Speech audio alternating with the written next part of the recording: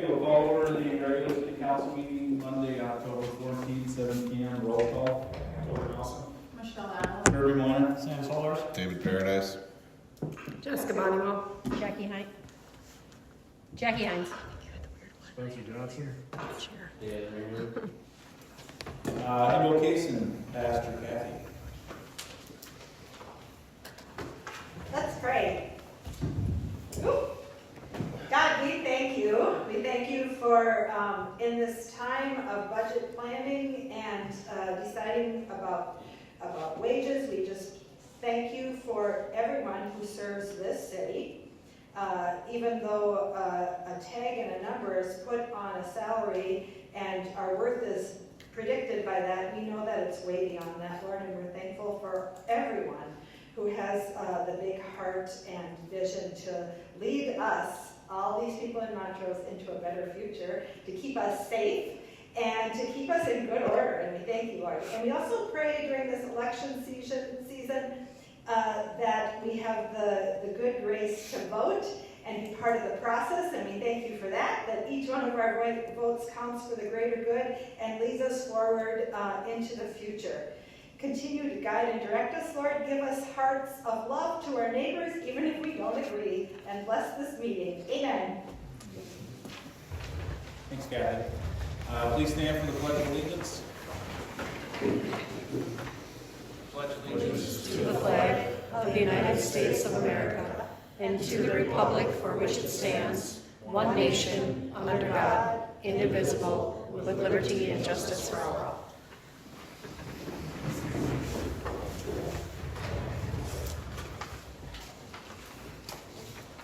Okay, approval of the agenda. I make a motion to approve the agenda. I'll second. Further discussion? Mr. Nelson? Aye. Ms. Otto? Aye. I'll vote aye. Mr. Solars? Aye. Mr. Paradise? Aye. Motion passes 5-0. Approval of the consent agenda. I make a motion to approve the consent agenda. I'll second. Further discussion? Mr. Nelson? Aye. Ms. Otto? Aye. I'll vote aye. Mr. Solars? Aye. Mr. Paradise? Aye. Motion passes 5-0. Wright County Sheriff's Office.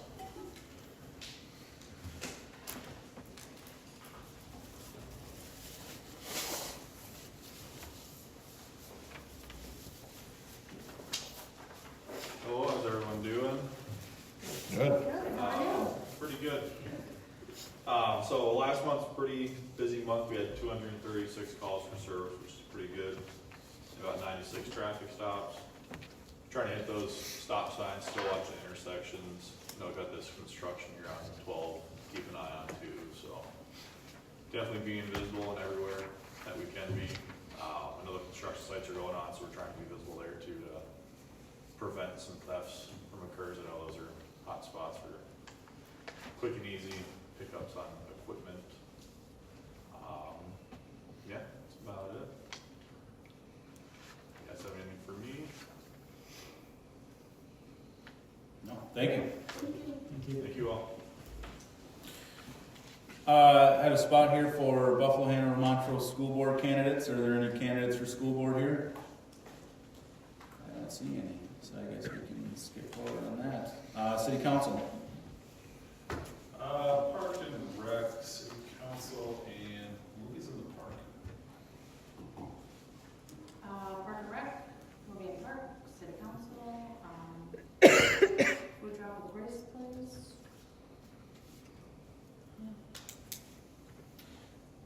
Union negotiations, personnel meeting. I did go to that Ditch 38 public hearing.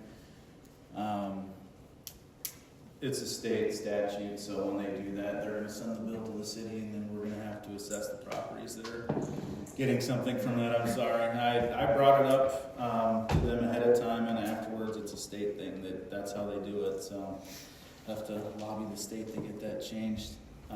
Council, special council meeting, and then the Mayor's Association. Union negotiations, personnel committee, wastewater commission, special council meeting, movies in the park, and city council meeting. Council, special council, movies in the park, wastewater.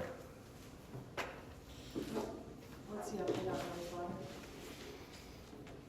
Update, Not really a whole lot. They've kind of got a tentative plan on how they're gonna run some piping. Hasn't really been formalized yet. Yeah, that's really about it. There's not a whole lot. yeah, commission's moving forward with their expansion project, which is good. We had great discussions with Waverly. They were on board with what we were proposing, so yeah, it was a fairly quick meeting. Mm-hmm. The federal funding is still just sitting in the Senate too. It was approved in the House and it's just sitting in the Senate, so.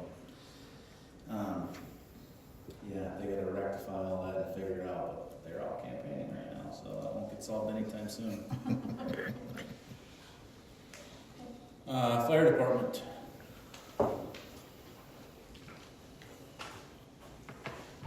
Good evening, Mayor and Council. First item is the September 2024 activity report. Nothing too earth-shattering to report on that one. We are currently sitting 50 calls down as compared to last year, so hopefully that's kind of the new norm and we're kind of just where we're at now. So other than that, kind of busy, but nothing too crazy in September for us.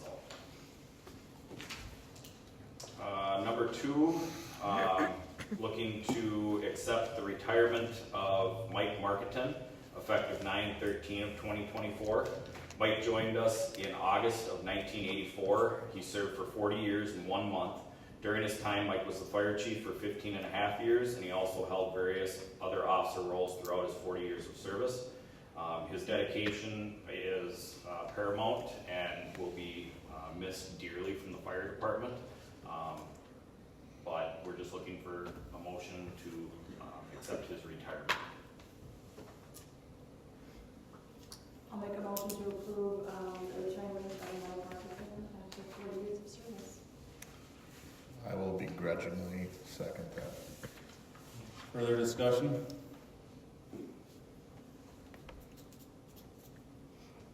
Mr. Solars? Aye. Ms. Otto? Aye. Mr. Nelson? Aye.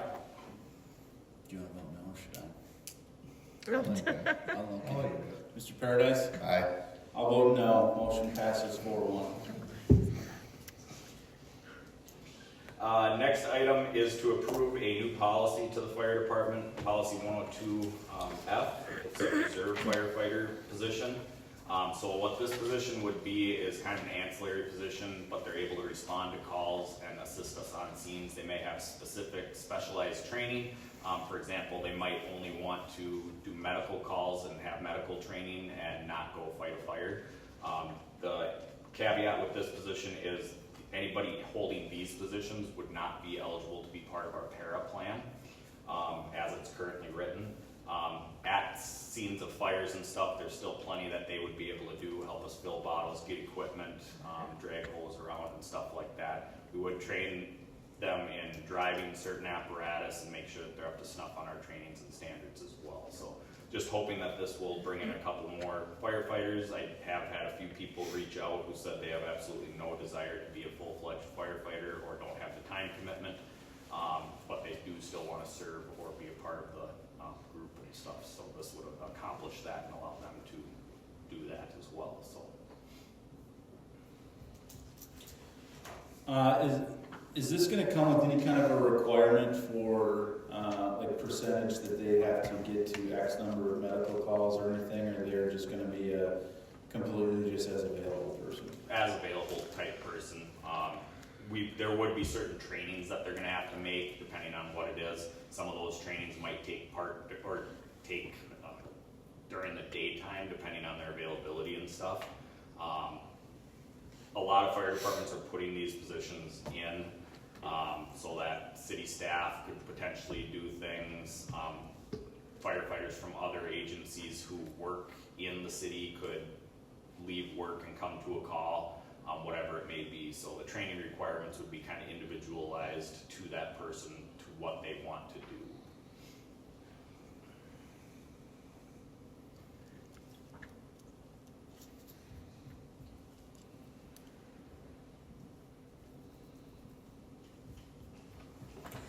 Okay.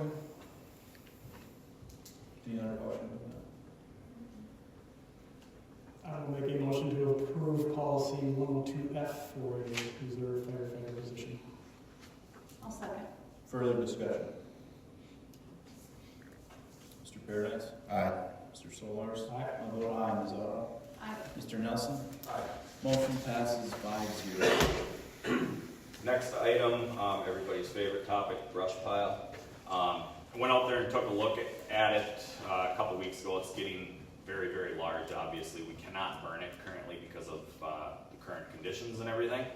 But when I was out there looking at it and stuff, there's a lot of oversized stuff that's in there. Dan holds the permit for the brush pile. We just assist him in burning it. The reason why that big stuff is not allowed in there is because then it burns forever and ever and ever, sometimes years. And it reignites it when we don't want it to reignite and stuff. I guess kind of bringing this up for you guys to think about options to prevent that from happening.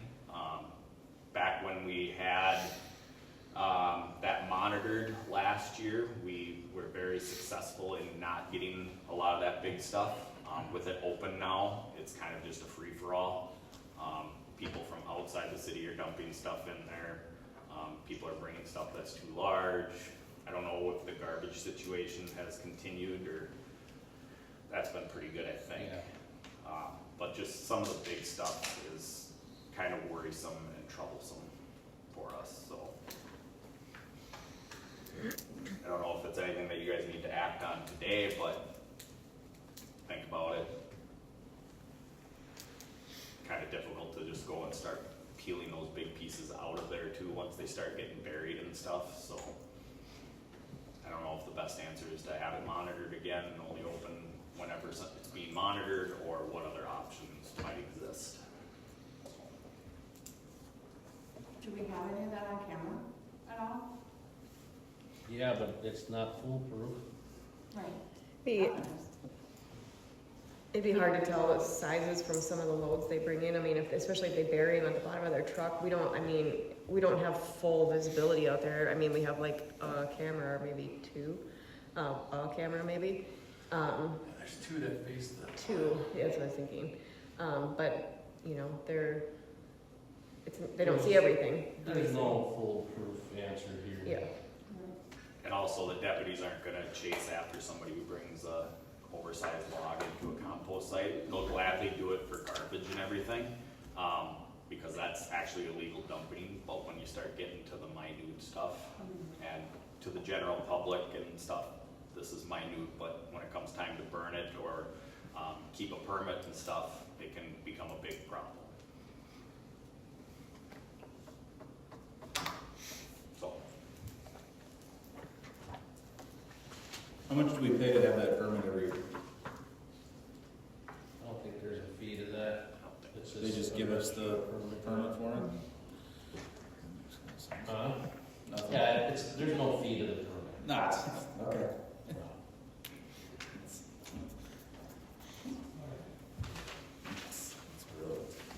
The main thing I think he's talking about is when the wind blows to the west, Rockwood will complain. Well, it's really dry right now too, so I mean, it's a bad time to burn it in general. We have cameras that cover half the pile. People are starting to realize where they're at. They know how to abuse it. So, it's a thought in the future, maybe lock it up again and it's something the council has to say. Never ending compost discussion. yeah. I like chickens. Well, I mean, I guess the other discussion could be to just get rid of it. We don't have to have this discussion ever again. We have to pay $6,000 to have it cleaned out every however many years because people just want to dump in there. I get it. I mean, I just mulch my leaves and leave them in the yard personally, but I know some people don't like doing that. They just bag them and they want to throw them out there. But if we're getting half of a tree put out there in a compost pile, what are we going to do with it? Waste staff time. not saying I wanna close it down, but I mean, Right. seriously, we had it monitored for what, 2 years? And within a year of it not being monitored, within probably a few months, it is already getting abused again. So at what point do we say it's not worth the time and the effort and the money to pay somebody to be out there or to pay to clean it up? That's a serious question I'm asking.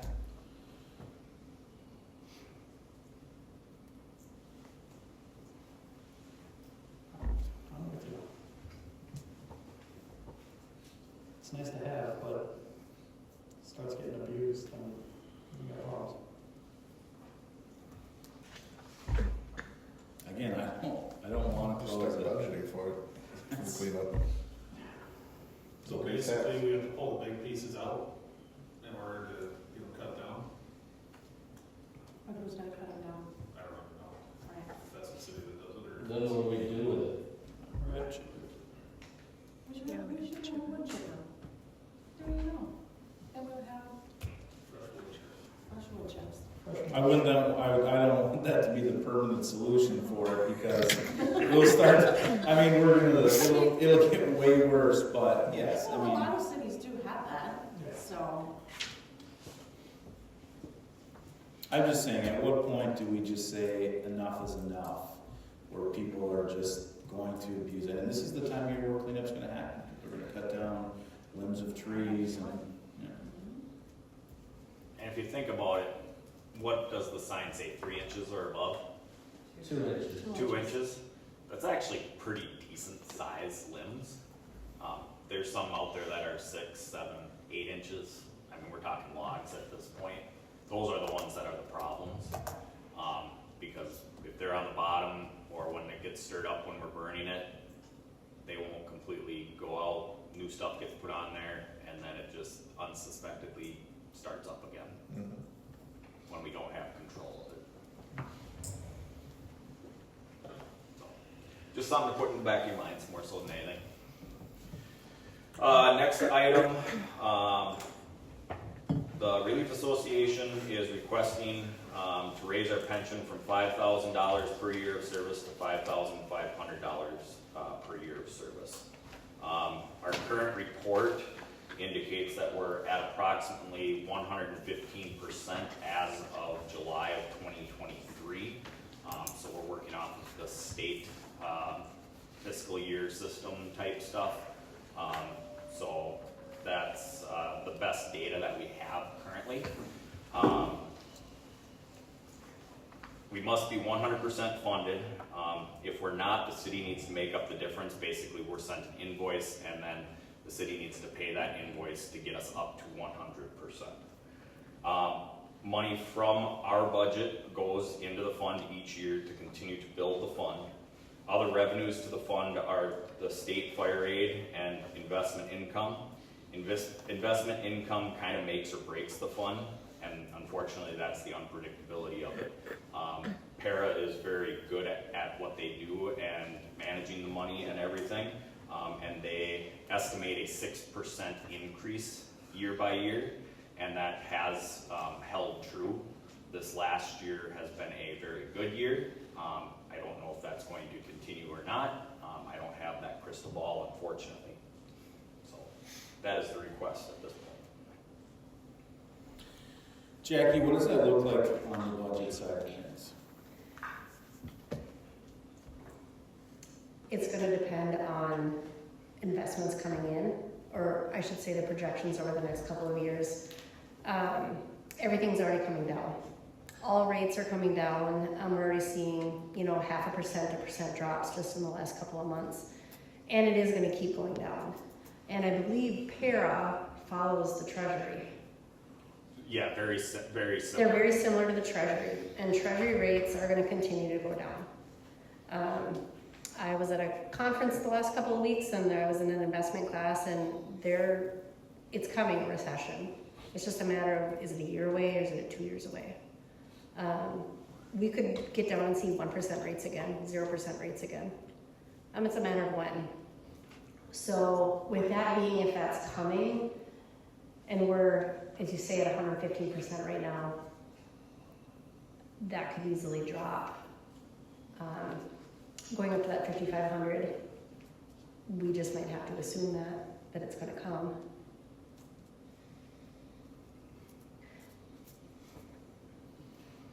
Have we done the math on increasing to 5,500 where it puts us at a percent? Approximately 106%. So it was 6% buffer. At that point, you would have Yep. a 6% buffer, yes. And I don't know that 6% is enough.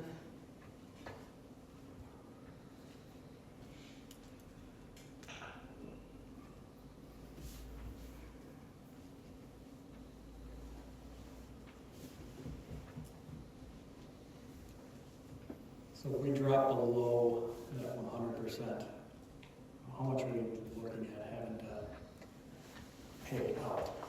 No idea. Rough. It's totally dependent on how far it goes down.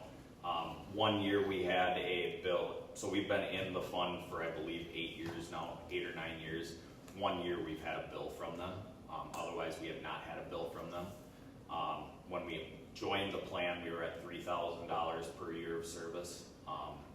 And since that time, obviously, we've increased it several times to get to where we're at today, being at 5,000. It could be, you know, it really depends on what the stock market does, because that's where our unfixed income kind of comes from with it.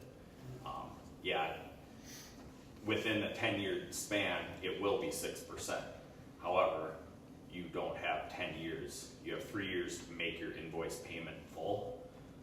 Essentially, they're working with you and wanting to see what realizes and happens and stuff. But we could see a bill at one point in time for 50, 100,000. We don't know. Could be $20. We really don't know. There's a lot of variables that go into that. You're saying if we don't approve increasing it? Or you're saying if we do increase it? If you increase it, if you do. so currently we have 115% funded. Yep. If you increase it to 5,500, we go down to 106% funded. So you have a difference between a 6% buffer or a 15% buffer. And the assumed risk with this, since we switched from our own relief association into PARA, is 100% on the city.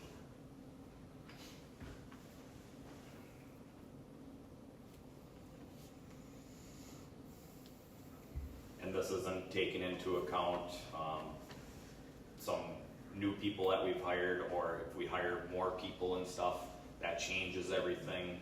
If somebody retires, that can jumble things up and change things for the positive or the negative. It can go both ways with it.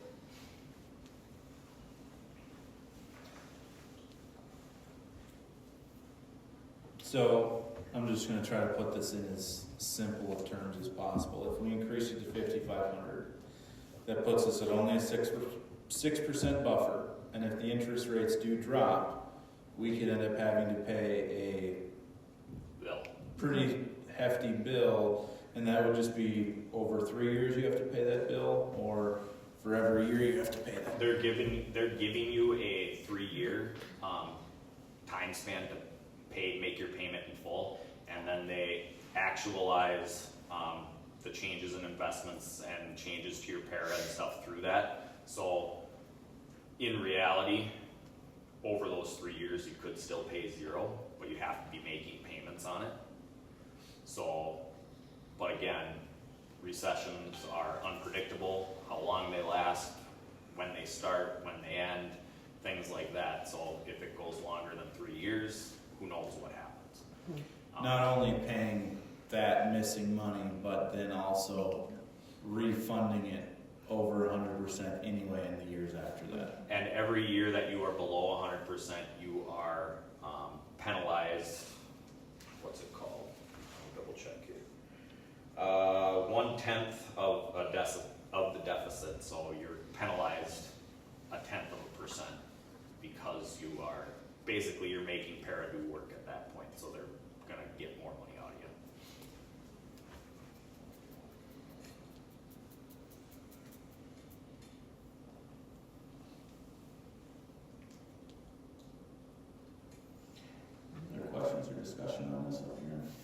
numbers. Painting myself into a corner here. No, it sounds like you're kind of cutting any buffer you do have if interest rates go down. And that is the only way they're gonna go, is. Can I ask where, in the Wright County area, at 5,000, where does that put Marshall's in with other cities? 4th to 6th. There's a couple that I have not received information from, but we're probably 5th or 6th highest. Currently, with 5,000? Yeah. The 3 that I know that are bigger than us, based off of information I gathered from those departments, are Albertville, Buffalo, and Monticello. Makes sense. There are 214 departments in para, or no, yeah, 214 departments within para. There's 700 and some departments in the state. The other ones are still managing their own relief accounts and stuff, so they're not included in all the information and stuff. But what para does is they lump all of their plans, so there's, I believe, 5 or 6 different plans that they deal with. There's police and fire fund, there's a statewide volunteer fire fund, there's the coordinated fund, and there's a couple of other ones. So their pool of money is huge. So they're going to do whatever possible to get good, safe gains. But again, everything's unpredictable.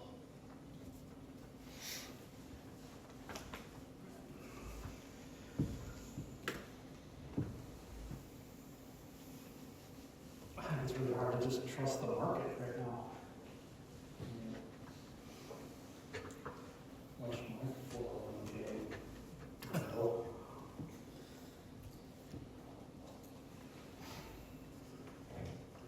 I mean, I have a hard time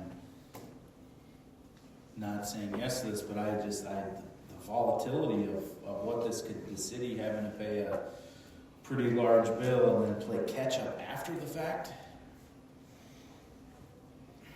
Even if we have 3 years to pay it back, we have 3 years of a very large bill coming our way.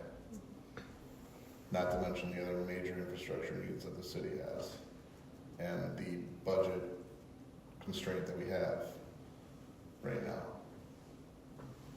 You're putting a lot of eggs in that basket.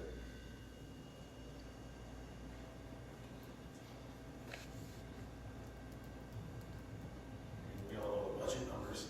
And we all know the projects that do need to get done, that, some that haven't been done just simply because we can't. I mean, I hate to say no as well, but if we do that and then we lose more in our budget, the price of us doing projects doesn't go down. It only gets higher every year. You're not only having all of that we need to get done, but now you also add on a major bill for 3 years. The potential of it, I mean, Something that we never budgeted for. never was expected. That's tough. I know I wouldn't want to be back next year or 2 years later saying, hey, all those projects we were gonna do, we couldn't do them. We now had to pay this. And once it is raised, it cannot be lowered without an act from the state legislature. Good luck with that, I guess. I guess it's possible, but it doesn't happen very often. It's a tough spot. I mean, I hate saying no police or fire ever, but we also have to justify it for every time.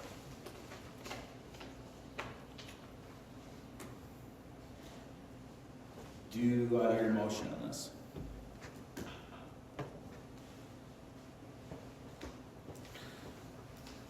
Is there any motion on the increase on the fire pension?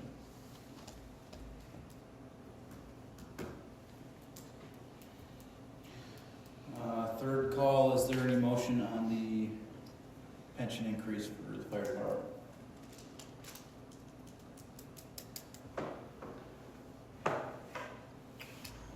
Hearing none, item fails for lack of a motion. Next item I have on the list, Relief Association is requesting an exemption from hiring a deputy for our annual dinner on February 1st of 2025.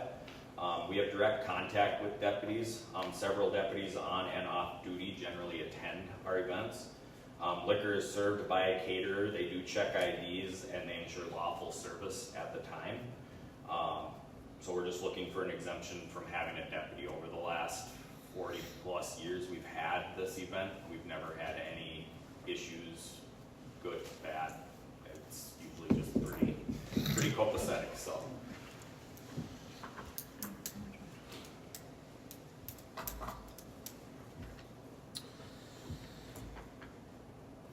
I don't have an issue with that, however, I believe in the new community center rules, it does state that, so. It was in the old rules It's in the too. old rules too. So what has been done in the past for that? It's just a motion to not require one? It's never been brought up. Yeah, it's never been brought up. Obviously, they haven't used one. It wasn't as heavily enforced, I guess I would say. I believe the new rules will be fairly heavily enforced.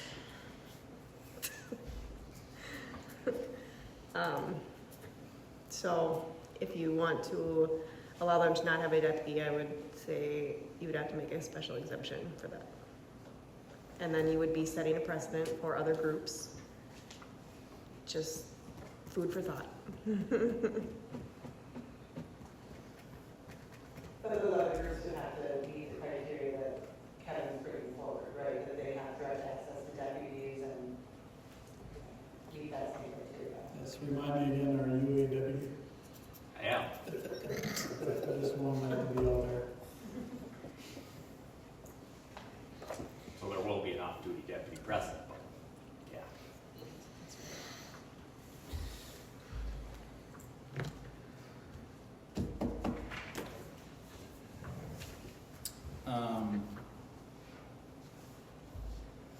And then this needs to be part of a larger discussion that we're about to have a little later in the meeting, unfortunately. Unless you want to make an exemption right now and we put it on, say we're putting it on there later. But yes, this is a very unique event where it's a room filled with firefighters, supporters of firefighters, usually police officers as well, and yeah.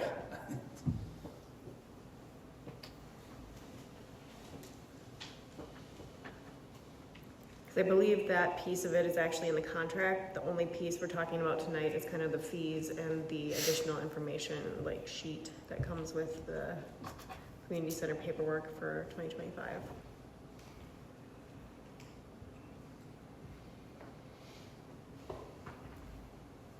Like if you wanted to change the actual rule on that, or if you wanted to make an exemption, like that is on you.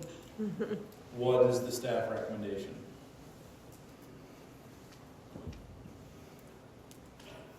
I would say that the bigger thing is what's the insurance liability on that? I don't believe we are required by any law or anything to have this, because there's many cities that don't require having a deputy present. So that's just something we decided for our own. I mean, I know. The league recognizes it. The league Yeah. recognizes it, but it's not Serves required. multiple roles, and I'm not too concerned, but that's why I was asking, is just overall, is there an insurance risk? Well, like Christy was saying, the league who insures us does recommend that policy. It is not required, but so.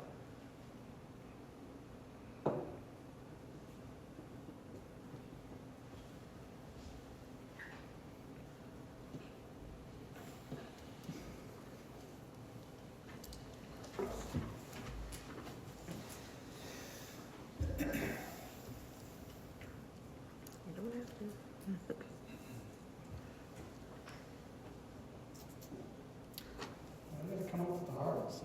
What, Sorry.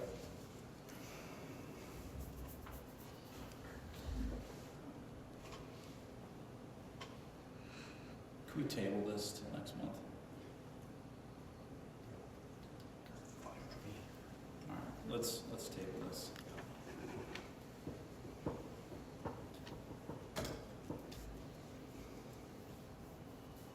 Emergency management. ARPA funds.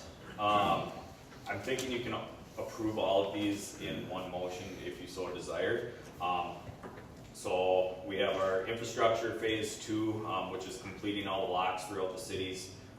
Various door replacements, 5 doors at the Garfield Avenue well house and 2 doors down at the sewer ponds.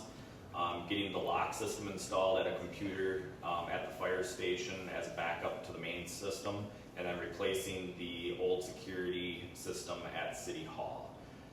In total, if all of those are approved, we spend $38,069.30. That's a $1,402.71 overage from what we have left in ARPA. Goal of spending money in programs like this is to spend every dollar. So in order to do that, we're going to have to overspend. That overspent can be covered by other budget line items. I'm thinking more than likely out of the Civil Defense Fund, because these are all civil defense related to a degree. So that's why I kind of make it nice, clean, and happy in the ARPA world as well. So. Does this cover all of the doors that need replacement? No. No. How many are left?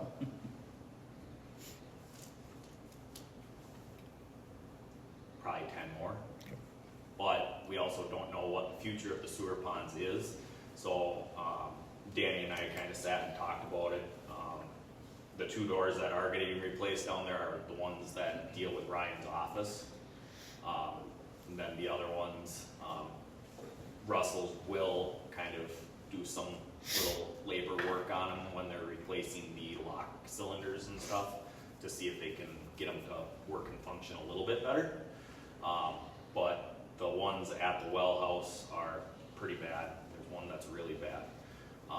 And then the sewer ponds, it's kind of just pick and choose. There's nothing the one that's super, super bad down there, we don't know what it's gonna do, and that one's probably close to a $20,000 door.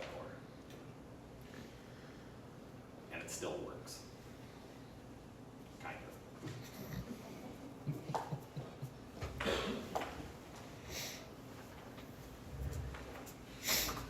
You want to make a group motion?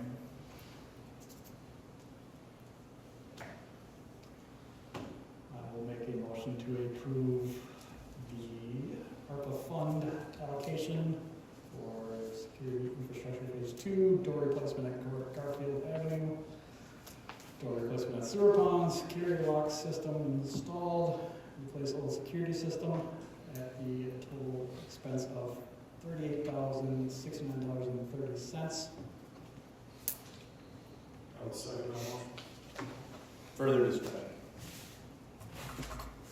And we'll be done with this part of the stuff. Fine. Mr. Nelson? Aye. Ms. Otto? Aye. I vote aye. Mr. Solars? Aye. Mr. Paradise? Aye. Motion passes 5-0. Thank you. Thanks, Kevin. Kevin. Okay. Planning and zoning. Mayor and council, included in your packet for this evening were the minutes for the September 11th planning and zoning meeting. During that meeting, we discussed the cannabis regulations as it applies to zoning, as far as like buffer zones from like where cannabis is going to be sold to places like a school or a park. They were just sort of introduced to it that night, and then we had a public hearing just last Wednesday. And yeah, it's been a lot of talk about cannabis. Learned a lot, probably more than we needed to know. The other thing that was discussed at the September 11th meeting was a new commission member application, which is the second item. Mr. George Shoust, his application is included in the packet for review. The Planning and Zoning Commission has recommended him to be a new member of Planning and Zoning.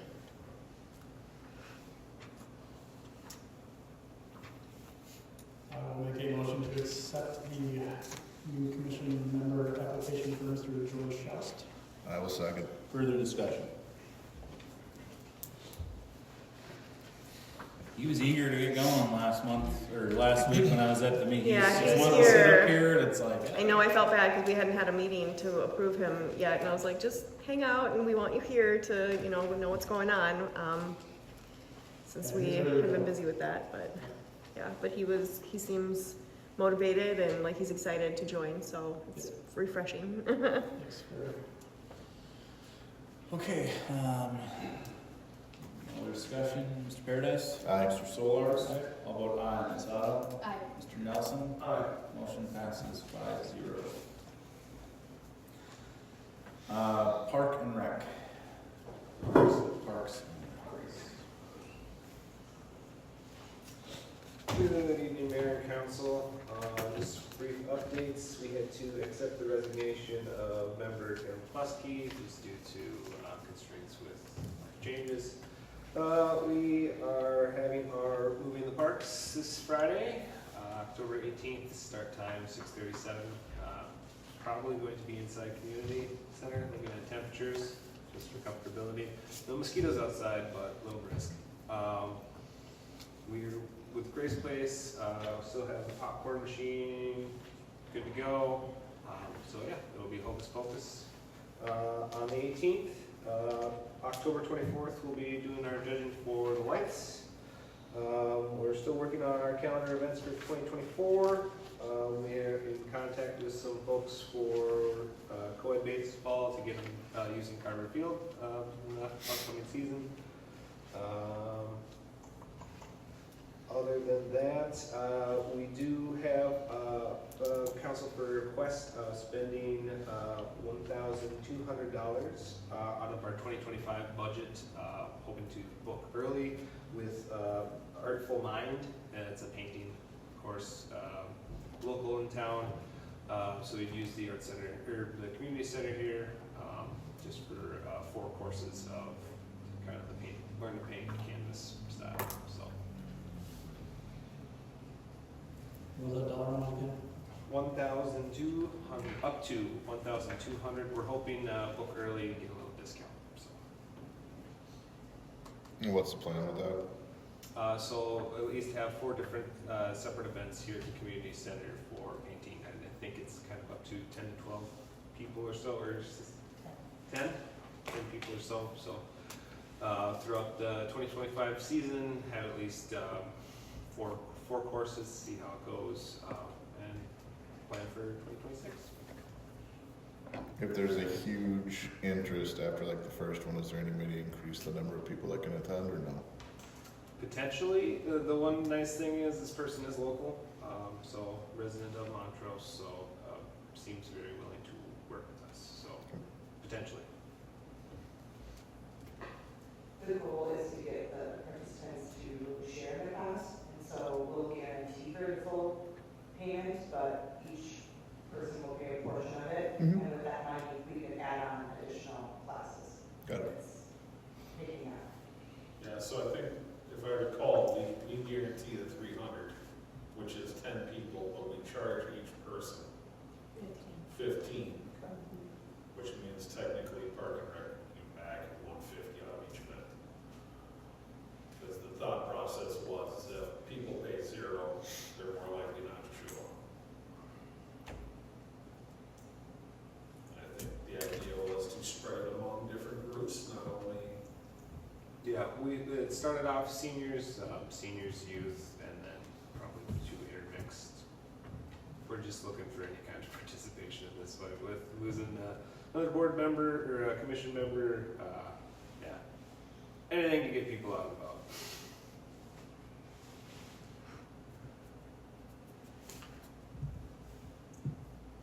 Anybody? I'll make a motion to approve the $1,200 for painting classes.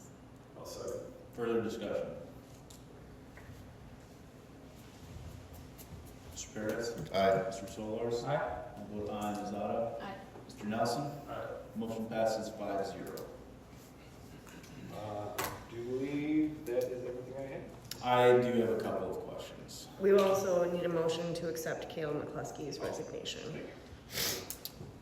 We could do that first. I'll make a motion to accept Kayla Hockey's resignation to.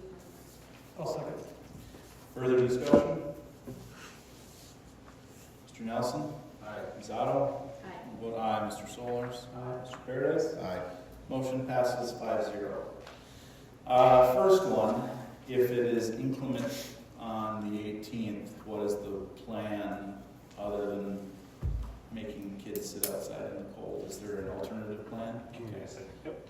Community center. Yeah, You just said that. Oh, I thought you said outside.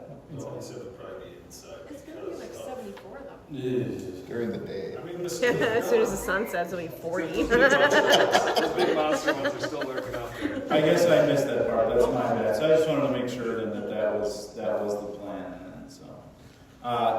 The other thing, not necessarily a question to you, but, looking through past meeting minutes, last October, we made a motion, to allow Park and Rec to operate under the 5 required members of their bylaws for 3 months.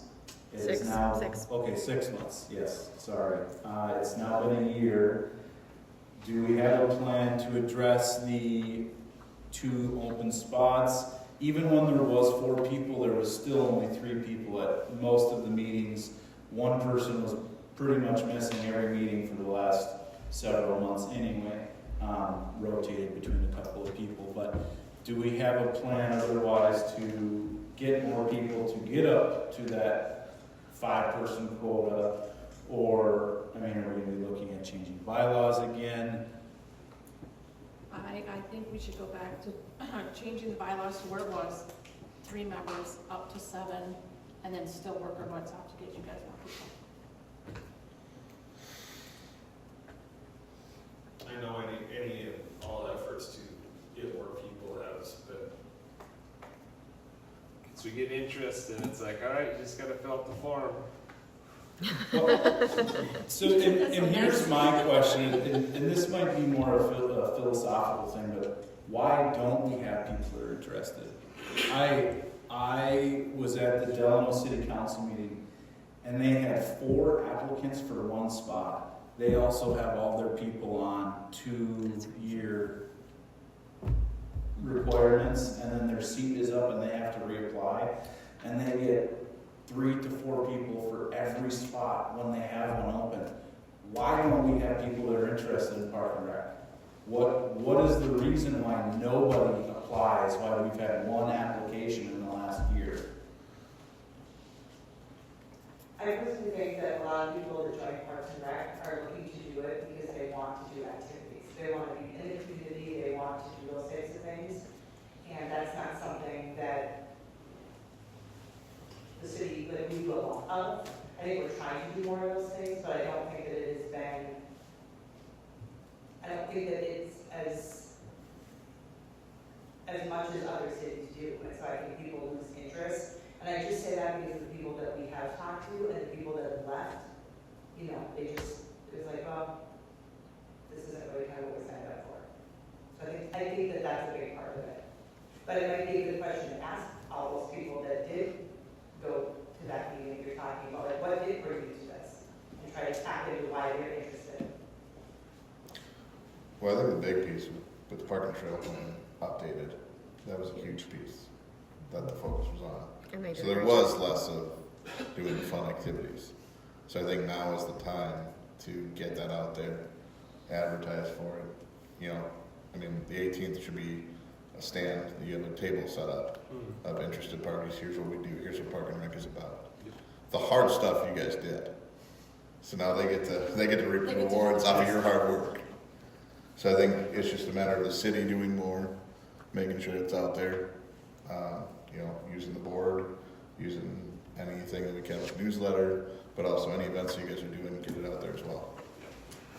I think it's really tough to only have 3 people on there, because it does create that burnout when they're meeting every single month for an hour to an hour and a half, and then they're doing the other events on top of all of that. And we've had people in the past that left because of the time commitment, and then you only get a $25 stipend for the meeting. So I'm just curious why we can't get more people to not just say, oh, that sounds interesting, but to actually apply for it. I mean, like I said, they were interviewing at their council meeting for an hour, 4 people that they had more qualifications than some of the people we have on planning and zoning here. And they were just trying to get on Park and Rec. So, and that's not to diss any of our people. I think all of our commissions and the commission members do a great job. But they had 4 people that were so qualified, from whether it was somebody who literally installs playgrounds on a daily basis to somebody who is a horticulture major and knows everything about plants and all of that stuff. We have those people here too. So why aren't we getting them interested? Why don't they want to join on to this? Well, I talked to a new resident in town, he's the Park and Rec director at another city. And he said he'd love to, but he doesn't have the time. It's a time commitment, right? So, new dad and whatnot. Just totally understand. I think some of the feedback I've gotten from people that have left is that it wasn't what they thought, and it was too political. So leave that for what it is. But, yeah, I agree. I mean, we should have more people wanting to join. And we've got how many now for planning and zoning? Yeah, we have 6 in planning and zoning right now. So what's the difference between planning and zoning and Parks and Rec? I mean, They get to talk about weed. So Very little. So can Park and Rec. Can we put it in the gardens? Park and Rec have to make those rules, right? Once the parks. Sorry, it was just, you left it out there, Jess, I couldn't, But though planning and zoning didn't go from, they went from April to October before they even met. Yeah, we didn't have any meetings this year because there just wasn't that a whole lot going on. We already had everything approved. That's, all the developments and other stuff that's going on, all that's been approved, and there just wasn't a whole lot. So yeah, they only met about 4 times so far this year. Which they used to, I remember growing up, my neighbor was on planning and zoning for a long, long time, and they would only meet quarterly anyway. Yeah, and I guess that would be an option, especially if we're going to continue to be slow, and because of the wastewater issues, we probably won't be doing a whole lot of development in the next few years, but there is some interest there, so we'll see if they want to work through it while we're kind of holding. So. For those of you that have been on for a while, historically, did you ever have kind of a robust Parks and Rec? And when you did, if you did, what were you doing differently? Like, has it ever been something that's been really well attended here, and what were those numbers? I don't think so. Well, For a couple of years, we had. It seemed a who was- bit better, like who was when I in- started. I'm trying to get the guy, he was chair for like a year and a half. He was in Wayne. Pheasant Hills. Oh, Matt. Matt Russell. Yes. Yeah, Matt Russell. He was there for a year and a half, and they had between 4 and 5 members during that We had time. 5 at that time. Yeah. He left because he was tired of all the events. That was when there was, Well, he was every month. Overwhelmed Yeah. and doing everything, basically. So, and that's what happens. These people get burned out because, one person will take on everything. Well, that is the problem, is when you do have 3 members, Yeah. we just discussed this at the last meeting about who can be there for the movie. Because, And I think Josh is really the one that's committed to it, otherwise we heard maybe the beginning, maybe the end, or not. or not. Or not all, yeah. Now, I will just throw this out there because I have seen this in some other cities, and this would address, I think, 2 problems. We could lose some people from this, but finding a way to create a hybrid commission of Park and Rec and Planning and Zoning. I get it, but that's 9 people, and we might lose 2 or 3 because they don't want to do some of the other events. But I mentioned this to Chuck, and he was not opposed to the idea. Sure. Positive, because I sat and talked with him, and he said I wouldn't be opposed to it. But it gives a bigger pool of people. But we're not having people that are volunteer to do this for $25 a meeting. I don't hear any other ideas on how to fix this.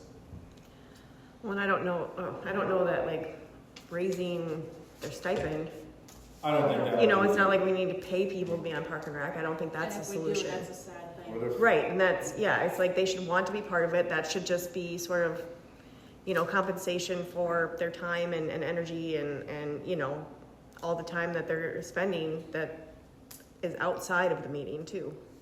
We used to like recognize all of our volunteers, you know, whether it's Park and Rec or planning, whatever it is, we just used to do that. So maybe if we went back to something like that. What do you mean by just recognize?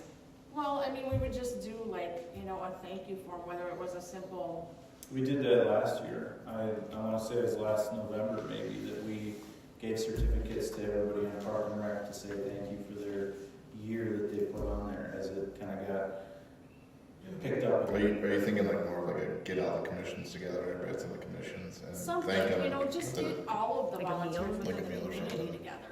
I mean, because that's kind of what everybody, you see it. You want to talk about Delano, they just did it over the weekend. Where all of their volunteers, whether it was planning and zoning, Park and Rec, their, what is it, GWFC or whatever, just all of them, you know, and just they kind of brainstorm, how can we get more people?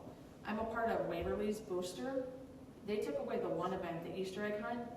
They have 20 volunteers now at everything they do. We don't want to take away events, but, you know, how did they do it? You know, I don't know. Because I think everywhere is struggling, you know, so. Well, especially like looking at Park and Rec and looking at the commingling of certain events.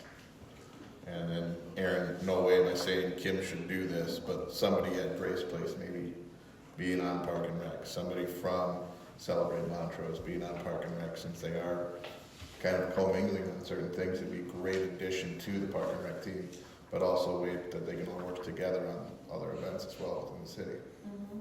I mean, and I think we are kind of partnering up, but yeah, I think it'd be you know. But to be official commission members, Right. you know, Right. it wouldn't be a bad idea to, again, not Kim, she does enough. Right. I just wanted to bring this up because if we lower it, and I mean, like I said, they're at 3 right now. If somebody misses for something, they can't meet. Right. And if you have a string of months together when there's other things going on, they can't meet, there's no recommendations, there's nothing that happens for all of those months. They can have private conversations on the side, but they can't make any recommendations, there's no updates from Josh. So how do we fix that? Because I don't want that to be the problem where we have nothing. Because that gets rid of all of these events, anything, the painting stuff, all of that, it all goes away if we start having issues where people can't be there to meet. And all it takes is one person to have the flu, one person to get caught in traffic. Sounds like you guys are gonna be door knocking, trying to find people, huh? Well, I mean, I do think we need to do a better job in advertising for it. For I sure. agree with that, yeah. You Is know, there- I'm not sure if I'm sure some people know that Park and Rec exists, but, you know, I'm sure there's a lot of people that don't. right, right. And they don't know what we do for Park and I Rec. mean, could we do some sort of open house mingling event where it's every commission, not just Park and Rec, but you can have EDA there, you can have planning and zoning, and just have informational, have some coffee, donuts, whatever, and just invite the community to, if you're interested in any of these things, to come on out. Yeah, We because I could use think more members on EDA as them well. getting information about some of these different things might spark something in them that, hey, I'm really interested in planning and zoning or EDA or Park and Rec. You know, I mean, Park and Rec's the funner one, obviously, but yeah, I think that would be maybe worth a try because it's hard to get the word out there. And, you know, we have new people moving in all the time. We have a lot of young people in town. I don't know why we can't get some of those people. I mean, even if we did this and at least filled you with 2 more members, it's worth it to me. You know, honestly. Absolutely. Yeah. Absolutely. I do like the idea though of not putting all of our eggs in one basket with adding planning and going to it.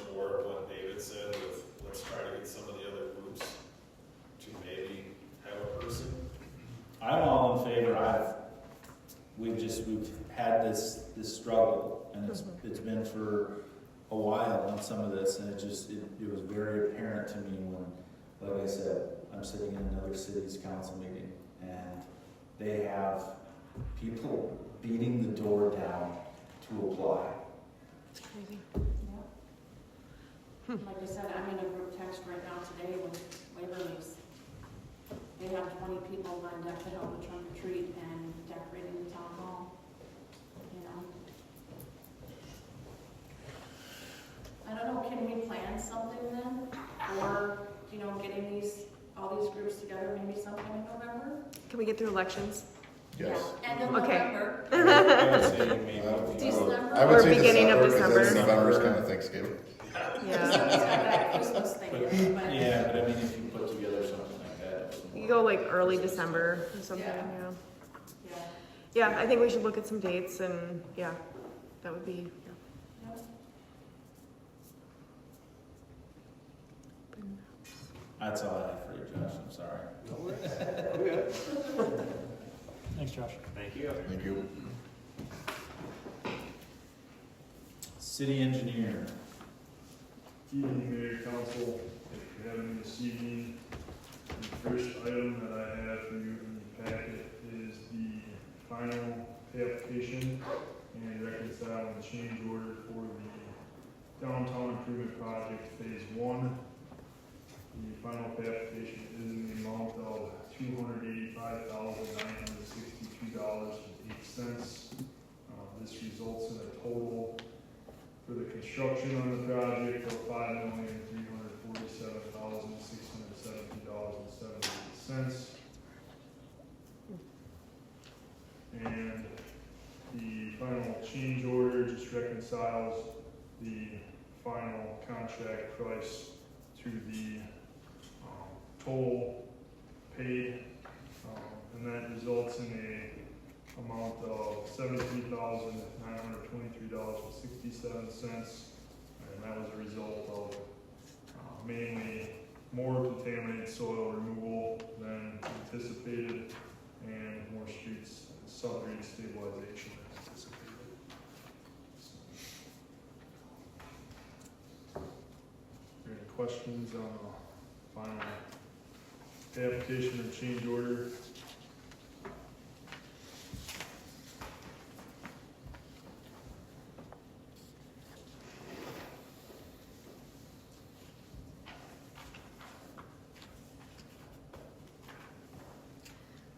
I'll make a motion to approve the final pay estimate,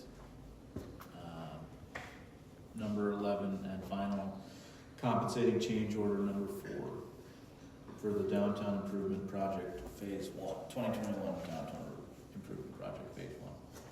I'll second. Further discussion? Mr. Nelson? Aye. Ms. Otto? Aye. Vote aye. Mr. Solers? Aye. Mr. Paradise? Aye. Motion passes 5-0. Alright, the second item in your packet is the memo regarding the Clement Avenue Improvement Project scope.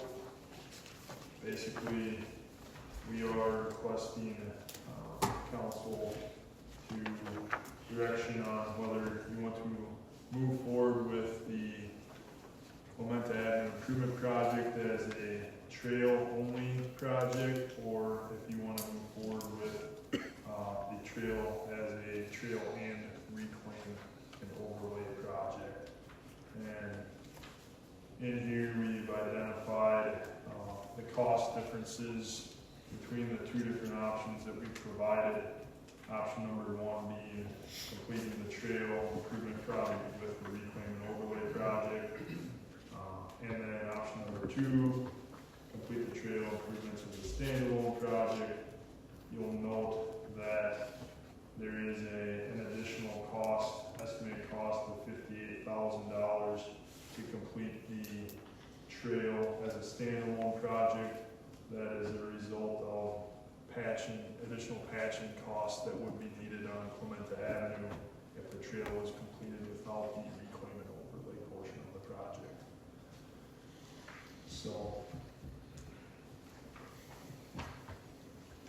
basically, we're bringing it up due to potential budget constraints that we've discussed with staff and are requesting additional direction from council as to what option we would like to move forward with. Alright, thoughts, anyone?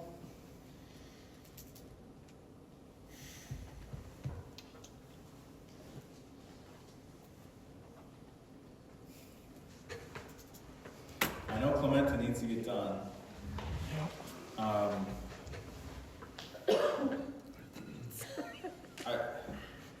Personally, I'd like to see us continue trying to get that other grant, if we're gonna do stuff on Clementa, to extend the tar from where it's at right now. But I do know it's in some pretty rough shape driving on it.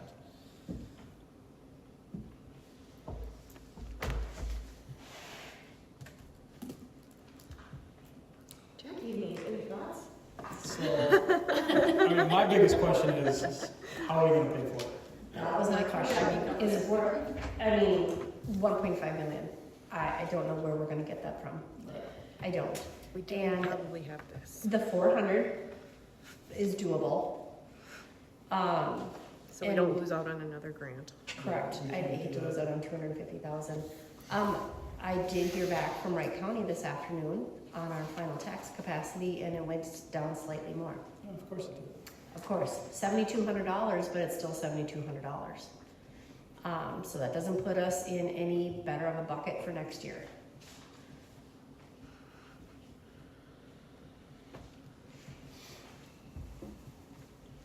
It's pretty much Where just- does option 2 leave us for any other projects? Well, we have the 500 that we plan to levy for. We should have the extra 92,000 from this year. That was the state aid. And then we were hoping for hopefully about another 100,000 next year from state aid. So that's right around 600,000. Or I'm sorry, 700, 500, yep. So 400 in costs, at least we'd still move forward with about 300 of it. And then hopefully I would strive to continue forward that we would levy for another 500, if not more in 26, to kind of keep getting the kitty built up.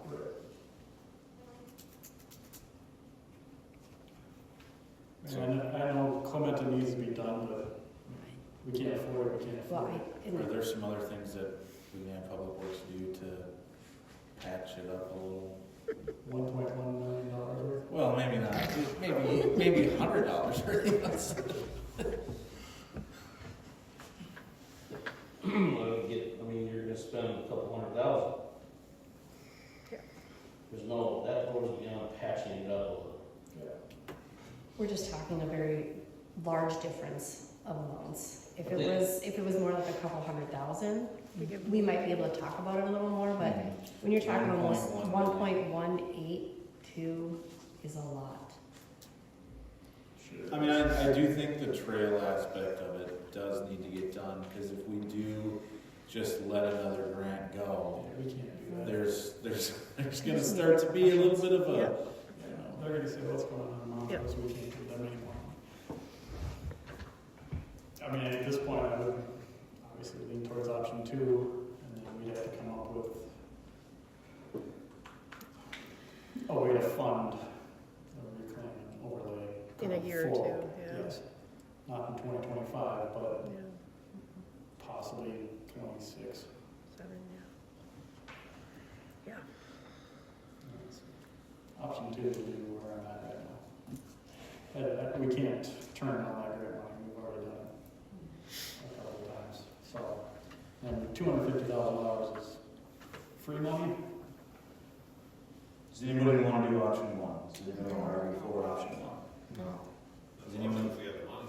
Yeah, Is if we have the anyone- money, yes. is anyone against option 2?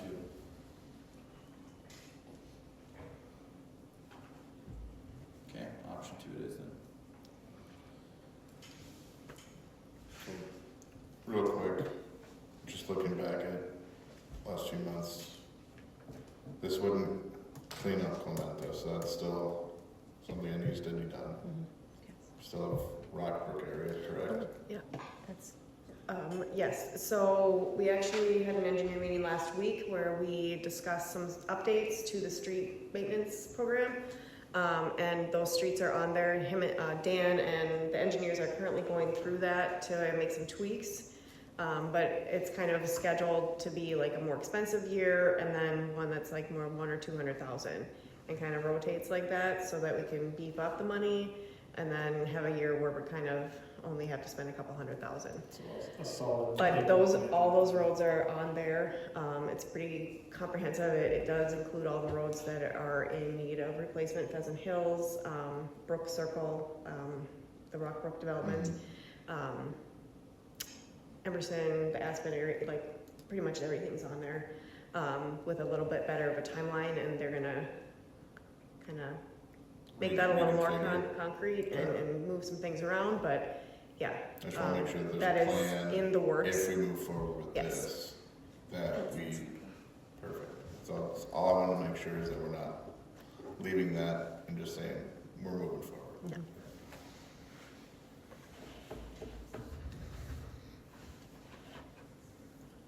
Anyone want to make a motion on that?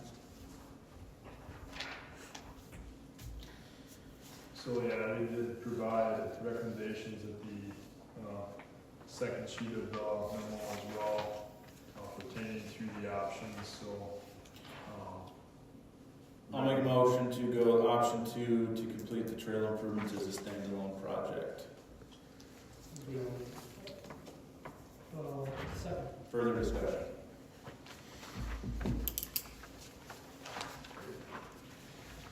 Mr. Paradise? Aye. Mr. Solars? Aye. I'll vote aye, Ms. Otto. Aye. Mr. Nelson? Aye. Motion passes 5-0.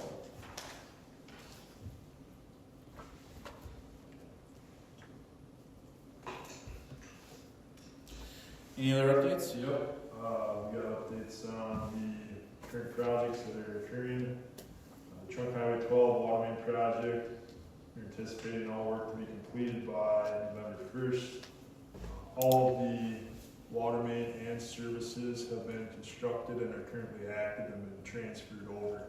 So that's all done, with only the surface restoration remaining. So that's yet to be done here for the end of the season. 2024 middle overlay project, all work is expected to be completed by the end of the week. So, and then the Pheasant Hills project is anticipated to start this Tuesday, tomorrow or Wednesday. So, and we're anticipating 3 weeks worth of construction on that. So, that's it. Thank you. Any questions? Thank you. Public Works. Good evening, Mayor and Council. Number 1 on my list is Public Works feels that this would be the lean-to or the picnic shelter at Veterans Park needs to facelift, some upkeep. Currently it's just plywood everywhere. I put a bid in here to get the entire thing tinned out. Looking for that approval. If you have any questions on that? Did we only get the one bid? What's that? Did we only get one bid? Correct. It was hard to get this bid in. A little background on why I'm doing it, because this budget line item is gonna decrease drastically next year.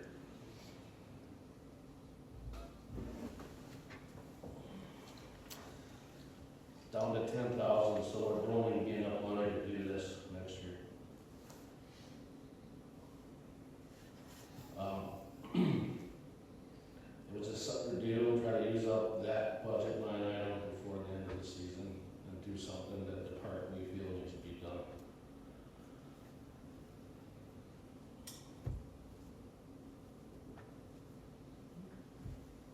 How is this extended for future compared to what, what kind of maintenance are we Well, it needs new plywood underneath it on the side there now, so we would have to re-plywood it, pull electric and paint it all. Hopefully it stays in a long time, we tin it out. Yeah, I mean, are we talking about we're gonna be readdressing this in 5 years, 10 years? I hope not, but you know how kids are in town. I did.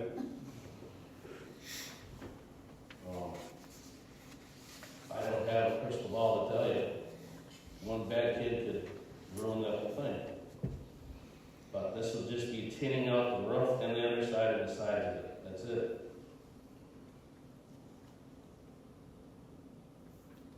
I do agree that this needs to get done.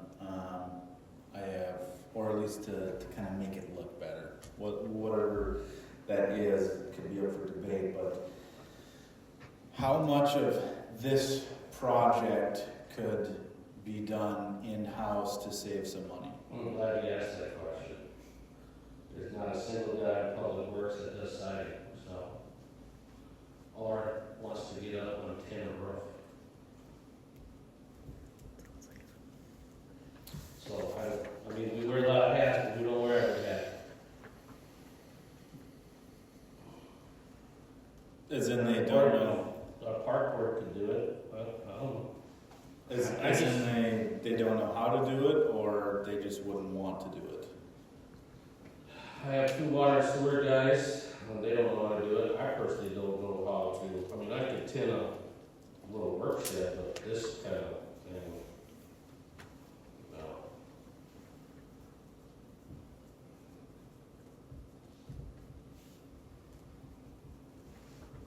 Well, we could give it a try. If it's ugly, I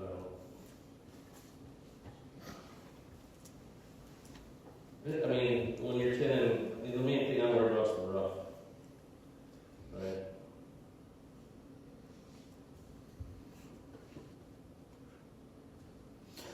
Yeah, I mean, I get that. I mean, I think there's other things maybe that they would do, whether it's stripping the shingles and getting rid of it and prepping everything else, or I think we just decided to not redo any road projects because we don't have the money, but. Well, there is money in the park board for this. I know, but we want to go out and, so the money doesn't go into the general fund next year, we want to spend about $20,000 so that it doesn't go into the general fund for next year. We didn't spend it this year, so it's just kind of waiting there next year to not be used for this. It doesn't go right back in. I mean, this line item, when you talk in our pre-budget meetings, is getting dropped down drastically. So, I've worked here 22 years and there hasn't been other than new shingles on that thing, there's been no upgrade to it at all. It's your guys' decision. I talked with the rest of Public Works and we felt this is something that could get done this year.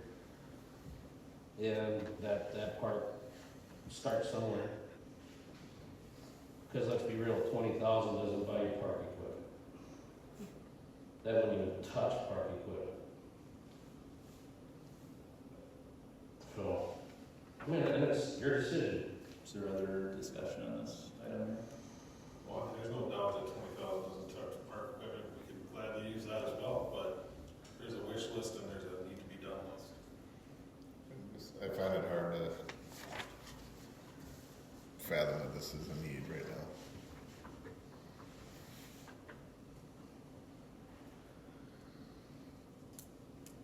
You know, I'd love to tin every roof out there if we could, but Well, I get having, maybe a professional tin roof, but the rest of the stuff that we can't do some of that. I mean, we've had these discussions up here. We've been confronted after council meetings about having staff, can we do some more of this stuff? Let's not go out and get bids for lights or any of these other things. So that's why I brought it up. I can be the lone person talking about this, that's fine, but it sounds like we're doing a pole barn style, which is fine, that's okay, but a lot of people just do that on their free time on the weekends, and they just kind of throw it together, so that's why I asked. They don't know how to, or they don't want to. That's why I went with that question, and it's nothing against any of those guys, that was just the question. Well, yeah, we do need no limitations as well. Can't assume that everybody knows how to do everything. I know I wouldn't be able to do it myself.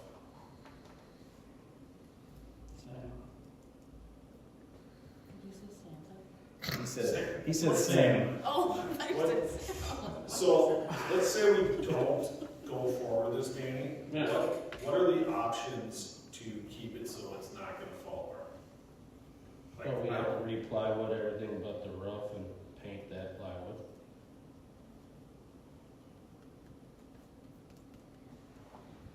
And then paint it again, and paint it again, and paint it again. It's just trying to make it maintenance free is all.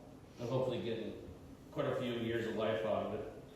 I agree, I want it to last, but my thought is right now, instead of spending something, I prefer a permanent fix. If the money was out there, I'd feel perfectly fine with it, but we are cutting budget items here and there from everywhere.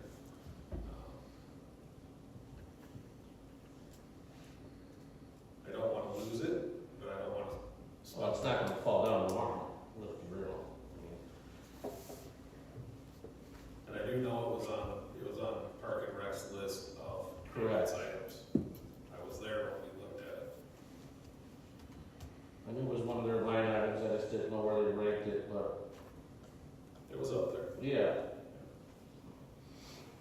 I mean, I'd rather stick money in the parking lot myself, but you ain't gonna touch that parking lot for under 100,000 either, so. That was on the list too, I know.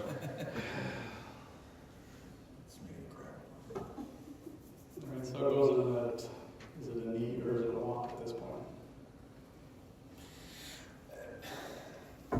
Maybe it could be a need, but I do think that, again, why can't some of this stuff be done by Public Works? But I don't see this going forward right now, based on what I'm hearing. I also don't think we just need to spend the money just because we have it budgeted right now. If it's something it's gonna go to the general, if money that doesn't get used go to the general fund, we're gonna bring it up next year, it's great, but I don't feel like we need to make that rash decision just to spend the money, Yeah, not to lose it. we're not losing anything by not spending it.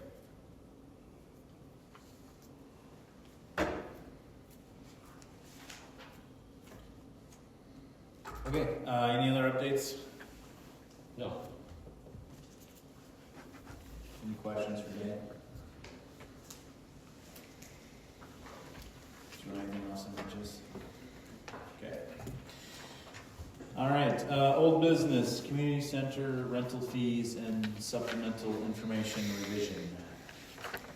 Mayor and council, included in the packet for this evening is a revised rental fees and supplemental information sheet that will go out with the new community center rental packets for 2025. We've had some pushback from some community people about a couple of different things, about making reservations only 3 months at a time, and they were asking for at least 6 months in advance, so that they can plan events and get some stuff on the calendar. However, they would still also be subject to the 2-week rule. If somebody wants to pay a rental, and it's within 2 weeks, they could still get removed from from their use of the community center. The other thing was about designating groups as the nonprofit or the food donation groups, to have those people attend a council meeting to get approval.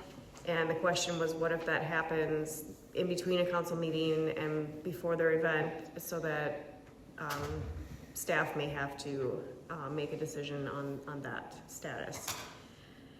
We can check, 501c3 paperwork and make sure they're a nonprofit.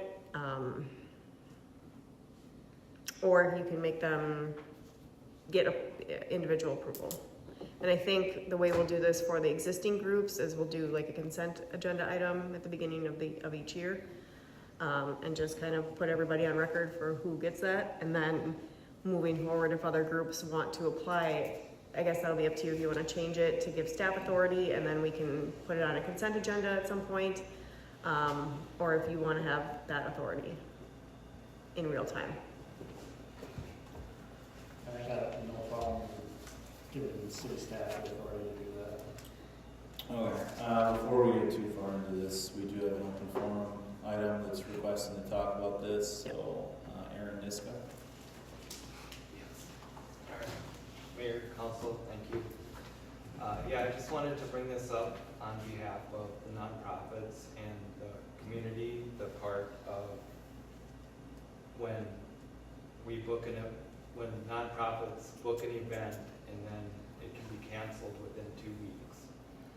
That creates a hardship for the nonprofits. There's a lot of planning that goes into the events that all these nonprofits put on.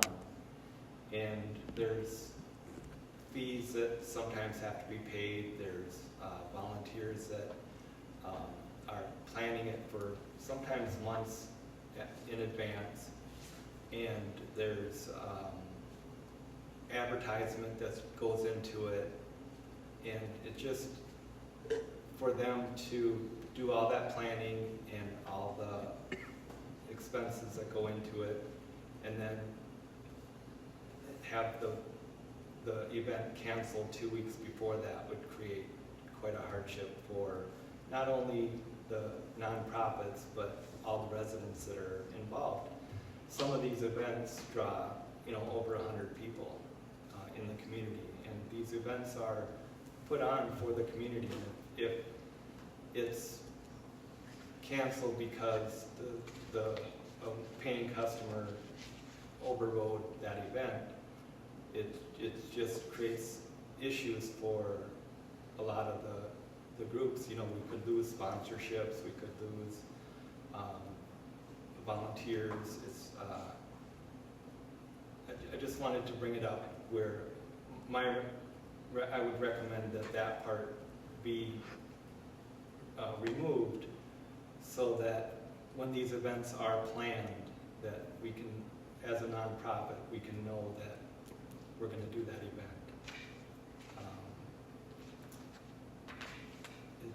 I understand, because I heard part of the discussion that we're trying to raise money for the community center to keep it going, and the nonprofits do have the option to pay the $400, but some of these nonprofits use the community center for every month, and that $400 is out of the question. It's just way too much money to rent it. And we, as a spokesperson for the nonprofits, we appreciate the use of the community center and want to have that ability, but that 2-week clause that's in there could create issues where if the event is canceled, people are going to be asking, well, why was it canceled? And, well, the city rented it out for a paying event. So I just wanted to bring it up and have it reconsidered. Before you sit down, could you just get your name and address for the record? Yes. Aaron Niska, my address is 523 2nd Street South, Montrose, Minnesota. Thanks, Aaron. Thanks, Aaron. Okay, discussion. I would have to agree with what he just said, because as one of the nonprofits, we've already booked a lot of our events and paid out some of that. So, we are a paying customer, it's not as much, but we are paying the $40, and to possibly lose that 2 weeks in advance would be, it would be real, it would hurt us pretty bad if we did. like I said, we're planning our events already into next year. So, and I don't know if this has been covered or not, obviously, with community meal, paying $400 would be a big deal breaker. I can see that.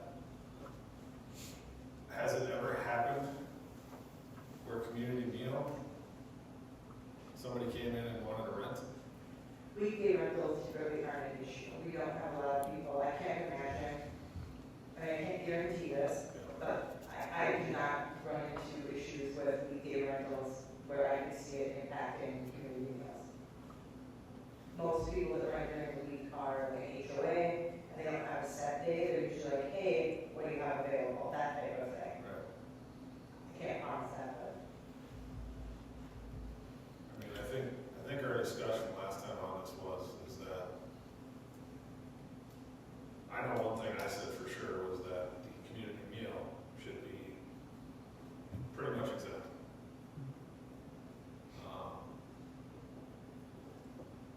Doesn't really hurt me one way or the other on a weekday rental. I don't think this place is necessarily currently in high demand on weekdays, except for us to meet here. But, and I mean, I do see in here that if somebody does come and want to rent it, while it would be a hit on a weekend for the nonprofit, and it could make it a non-workable event for some people, they have the option of fundraising and paying that fee. So I guess I read that as if they were non-paying at all, if they had that fee not there at all. But if they paid that $40, that doesn't qualify them as the paying person, they would still. Yeah, I believe we're talking about like an actual rental customer, not the reduced rates. Currently, the weekday is $0, correct? For nonprofits. They have to have the deposit on file of the $75, and that's it. Yeah.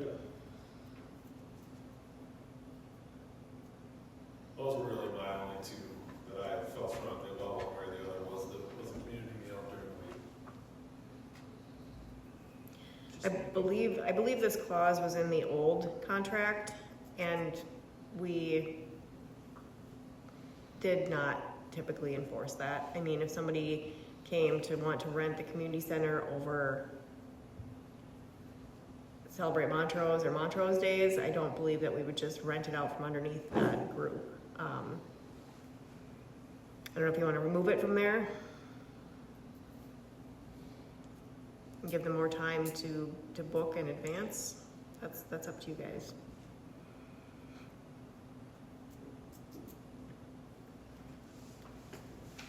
I think it'd be fair to give you more time, like a month's notice maybe, but, I mean, I get it, if you have somebody that just, they're a nonprofit that, I'm just gonna use bingo as an example, they're just gonna come in and do bingo on a Saturday, and a month and a half ahead of time, you know, they've already scheduled bingo out for 6 months, a month and a half ahead of time, somebody comes in and says, hey, I want it for the entire day, I got a wedding reception that we're gonna throw.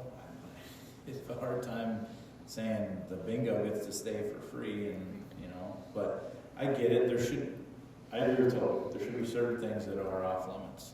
When the Montrose Day, Celebrate Montrose weekend comes around, like that should be kind of an off limit time. That would be just would be overburdened here if there was a party going on at the same time. And the community meals. I mean, the third Thursday. I mean, one other example is Breakfast with Santa this year.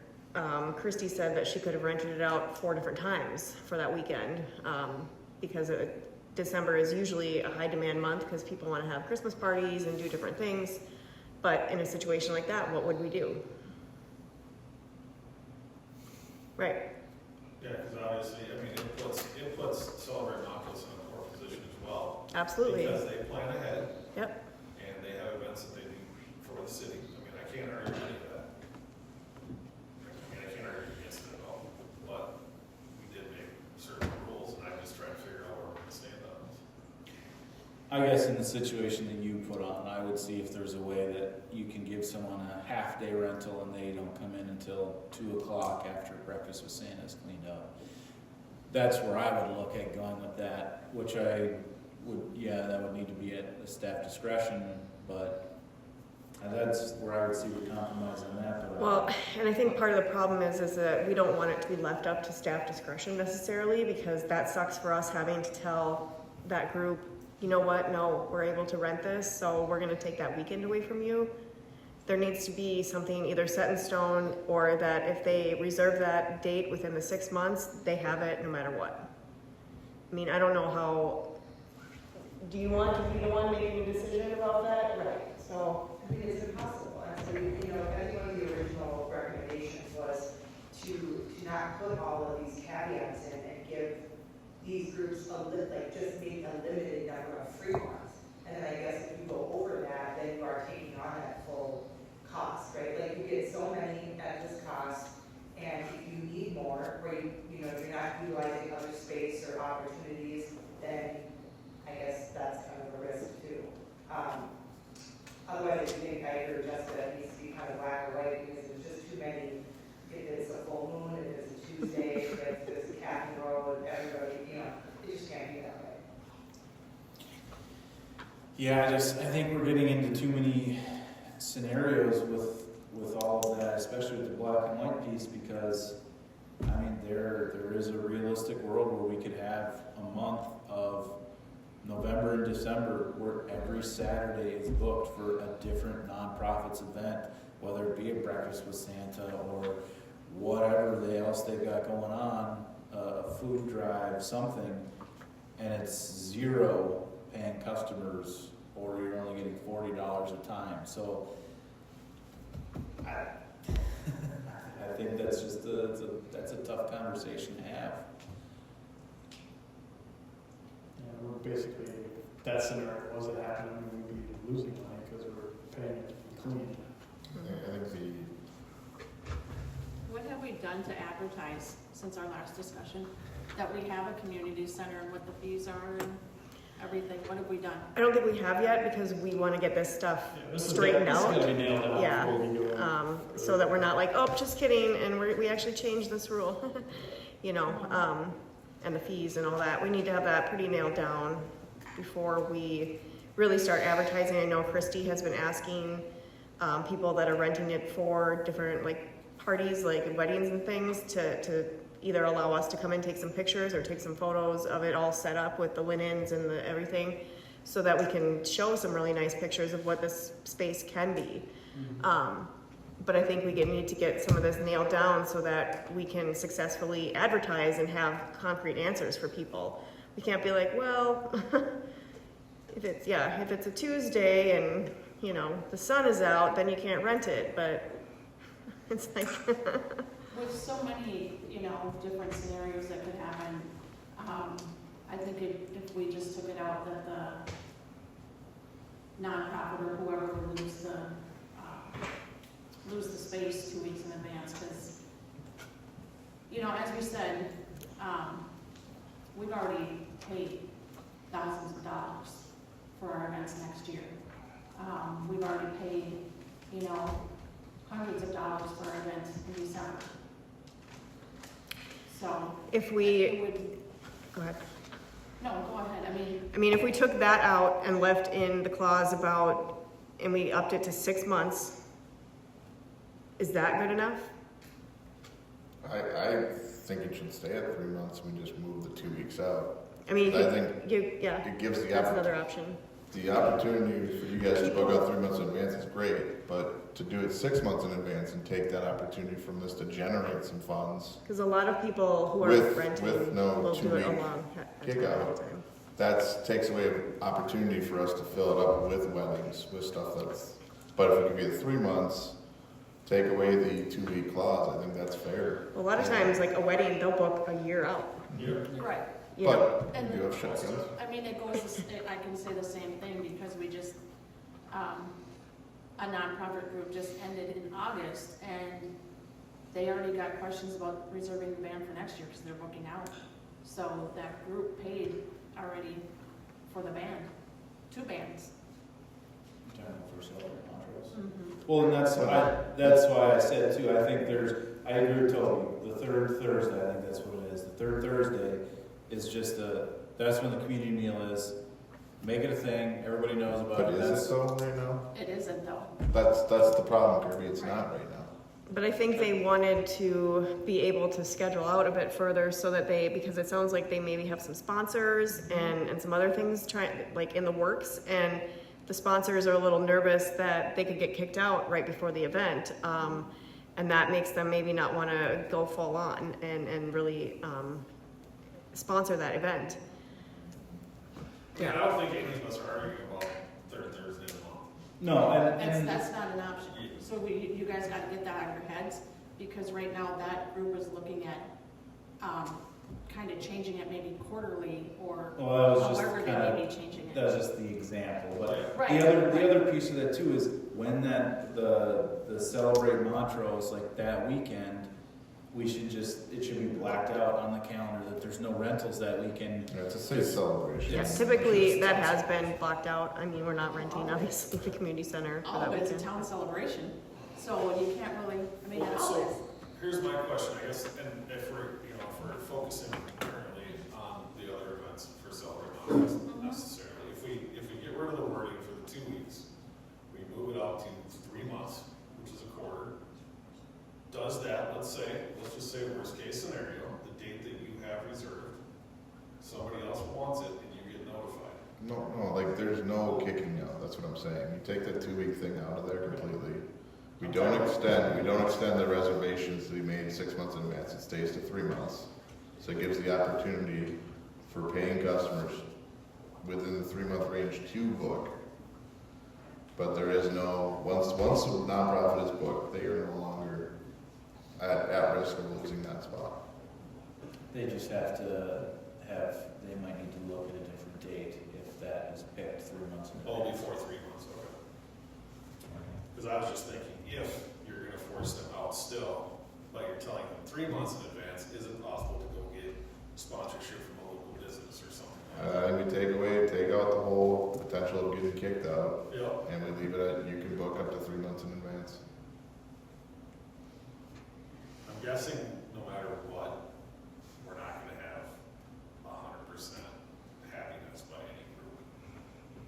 Would that be fair, Michelle? That'd be fair. I mean, I do get. But there needs to be compromise. Yes, and I. Because we spent $70,000 to fix this place. But we're not even advertising it, and you guys. Because we don't have anything But you concrete did this have a time. contract. The only reason this contract is back up this month is because a couple people brought it up, and some people didn't want to bring it back. I mean, I had to beg and plead to say, hey, can we bring this back for a discussion? You guys thought this was a contract, so you were moving forward into January with this contract. Yeah. But in we all January. talked about it, Right. Yeah, in January.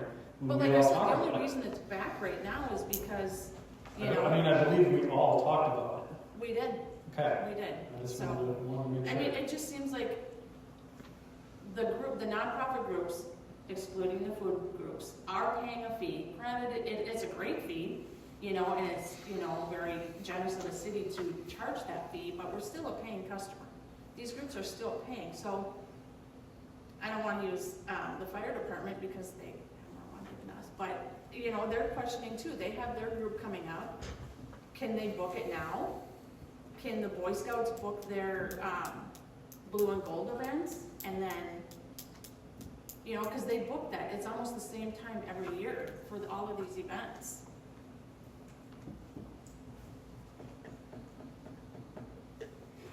I just think if we're blacking out Celebrate Montrose that weekend, where we're saying there's no rentals, everything else being on a 3-month period is relatively fair. I thought you guys were still gonna say, you know, hey, you get 3 months now, do you wanna pay full price? Does somebody else want your time? That's what I was asking about. But I mean, if we're gonna lock them down 3 months in advance where nobody can rent it because it's already been reserved,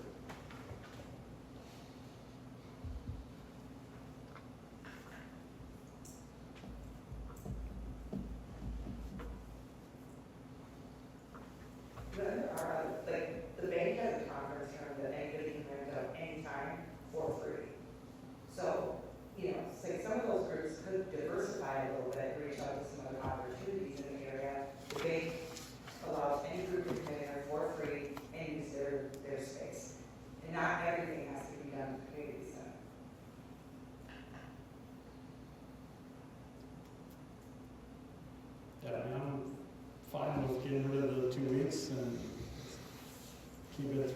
in advance?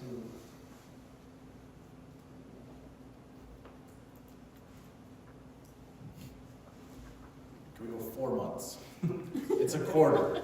Or it's not a quarter, it's now. 3 months would be a quarter. It's- That's how bad it is. Yeah, thank you.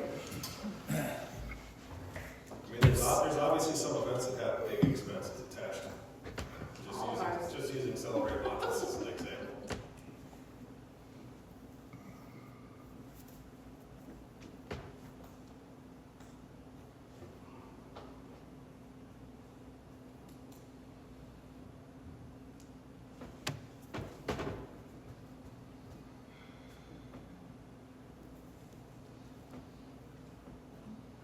I think it's tough if you've got, if you're gonna do It is When tough. when you've got things that We are. literally just sat here and said, well, we can't afford to continue doing stuff. I mean. No, I know, that's not what I'm all this saying. But if you've got something that's a little more flexible, like you've got a fish fry where, okay, maybe they can't do the 7th and the 14th. Somebody wants to book it on the 14th, they gotta do the 7th and the 21st. That those are a little more flexible of things that when you know 4 months in advance, you can plan for it. You might not have that paid for on those dates.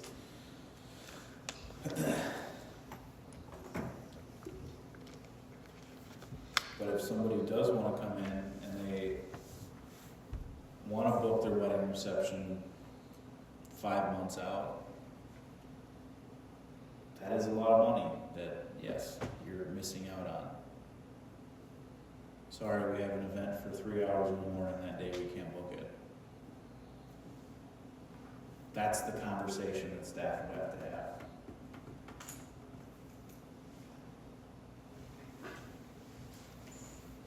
I'm just trying to get everybody to see both sides of this, so. I see both sides. I just think there needs to be compromise from everybody. I think locking in 1 quarter in advance is a pretty compromisable thing without being, potentially kicked out of your spot.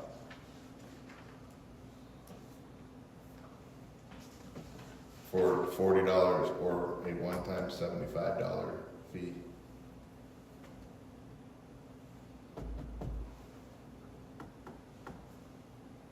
Yeah, that's why I think get rid of the 2 weeks, keep it at 3 months. I think And I'm sure that,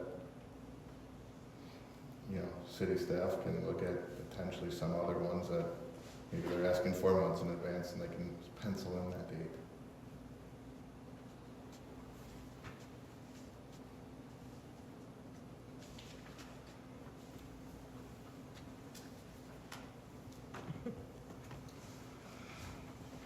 So 3 months and we rather than 2 weeks. that's where I'm at.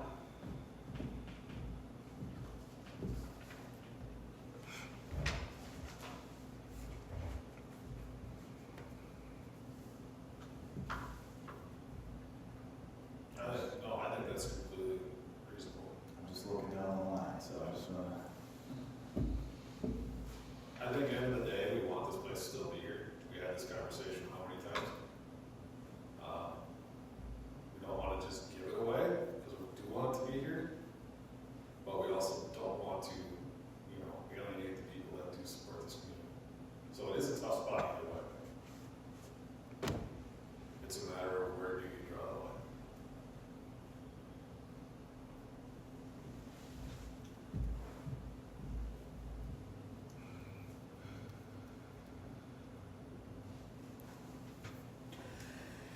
Okay, at least there seems to be a consensus on getting rid of the 2-week clause and keeping it at 3 months. Okay. And then you guys are okay with staff approving with, and putting on the consent eventually? Yep. Okay. I would assume and expect that as we do get more events, we'll be able to get more of those photos, to be able to better try to sell this list.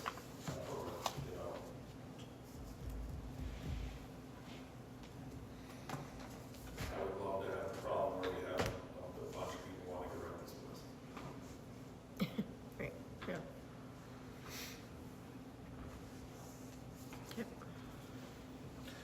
New business proposal for new electronic payment services.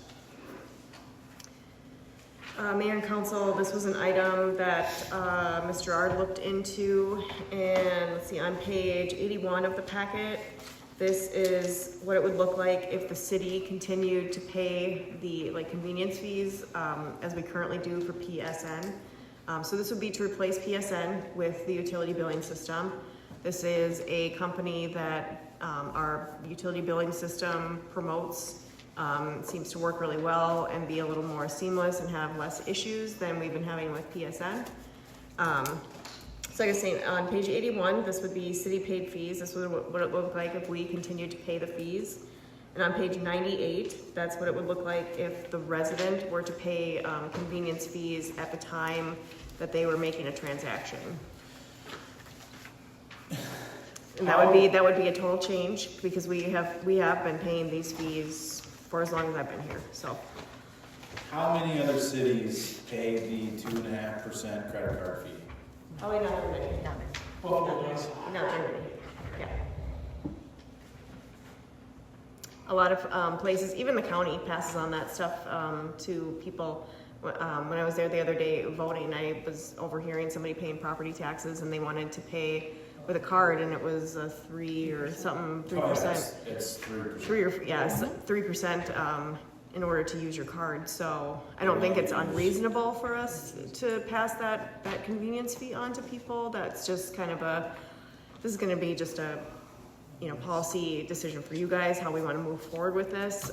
Like I said, we have been paying the fees with PSN, but that can change. I mean, if you go to the local restaurants. Yeah, sometimes you get an off charge for using a card or something. And residents would have the option to still do electronic payments. If they put in their banking information, they still can do it electronically with no fees. So we are still giving them the option. Yeah, it's just paying with a credit card. It's just credit card, so if they put in their routing number and account number, they will not be charged those fees. So they do have a non-fee option. I guess the other part of this discussion though is that 100% moving away from PSN. 150%. Okay. Yeah. All right. Just wanted to make sure that so then we can continue this discussion without having to go backwards. We do have a lot of issues with PSN. There's been a lot of issues over the past year. There's just, we hear good things about this Nuvei from other cities and from our utility billing software. So I think it's worth a shot because of how many issues we've had with PSN in the past year or so. How does the rollout look for this system as far as getting everybody? They talked about, because we have a contract with Banyan, they would make us a priority and they could roll it up by January 1st. Well, what does it look like for signing up for citizens? The consumer. We would have to, everybody would have to re-sign up, they can't convert all of that information over. So it would be, communication with residents, and it would be a transfer and some work by residents. We have been, for anybody who has reached out that is wanting to, sign up in the last 6 weeks, we have been taking names and things like that because we are not, we aren't encouraging people to do that, or we're having them do ACH directly through the city, so they're not having to do this again in 90 days should this pass. Yeah, it's gonna be a lot of work right off the bat up front to get all that kind of taken care of and some hiccups that might take place, but. Well, it's just, staff just being diligent about making sure people are keeping up with their payments because they just might not realize that we changed and so. Yeah, I mean, obviously their account on PSN is probably gonna be just shut off, so they won't be able to access it, and then they're gonna call us and be like, what happened? So yeah, communication, and we might need to send out like a mailer or something to the people that use PSN, or to everybody. It might be easier, because then we can get more people signed up, and that could be just a campaign that we do in a mailer. Mass postcard mail out to everybody, just I would say even put that in there, just if you sign up using your bank account for automatic payment, you will be charged no fee. Yeah, like an automatic withdrawal, yeah. I mean, I'm not a fan of PSN. Every couple of months I get an email from them saying, oh, your utility bill is late, and then I go and look and go, really, I already paid this, it already came out automatically. Yeah, it's very inconsistent. There's been a lot of that kind of stuff where they send out their bills again, and it's bills that people have already paid. I mean, it's been kind of cumbersome, for Christy and Amy to deal with, so. I think changing to this is good. You just have to decide which way you want to go with that. And I think it makes sense for residents to pay the fee at this point. Yeah, I would say proposal 2 would be the. Yeah, I mean, if they're gonna choose to use a credit card, Yeah. that's a choice to make. I mean, we're giving options to be able to pay it without the fee. Yeah, check, bank account. Cold hard cash.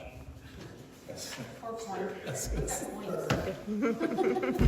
I was gonna say quarters, but I didn't wanna go there. We were all. Do you want anything more on that? We're all good? A motion. Motion. Yeah, just a motion to approve the change, so we can get the contract signed and get that process started so that we can be active by, January 1. So that's accepting proposal 2 Yep. for, New Bay. Nuvei, yep. I will make a motion to accept proposal number 2 for Nuvei as our new electronic payment utility billing. Oh, sorry. Further discussion? I'll vote aye. Ms. Otto? Aye. Mr. Nelson? Aye. Mr. Solars? Aye. Mr. Paradise? Aye. Motion passes 5-0. Wright County Joint Powers Agreement. Mayor and council, there is a memorandum included in the packet on page 109 from the city attorney regarding the joint power agreement for cannabis enforcement from Wright County. I know a couple of you are aware of some of the issues with this agreement. One potential issue is that the way it's currently written, the county zoning and buffer zones would apply to the city, even if the city is more restrictive. Right now, we are trying to pass our zoning buffer to be 400 feet, I believe it was, from the school. Yeah, it says 400 from school, Yeah. 500 from the daycare, and 300 from the public park, which, Yes. I mean, I had a different question on that altogether, but, it's not very clear to me who this is actually supposed to be enforced over. Reading over some of the county stuff, it almost looks as if they're targeting townships when they put those parameters on, but But it does not it doesn't specify that, specify. and I think we need to have some on the record kind of pushback about that language, so that we can get that changed and have it specified, because we need to make sure that our buffer zones are the ones that are followed, because the county is, I think they are intending to adopt the recommendations from the state, which they're are taking the state's maximum. the maximum, which is like 1,000 feet, which basically would prohibit cannabis businesses almost everywhere in town except for the very far west. Yeah, I think the states is like 1,000 and then 5 and 5, maybe? I can't remember.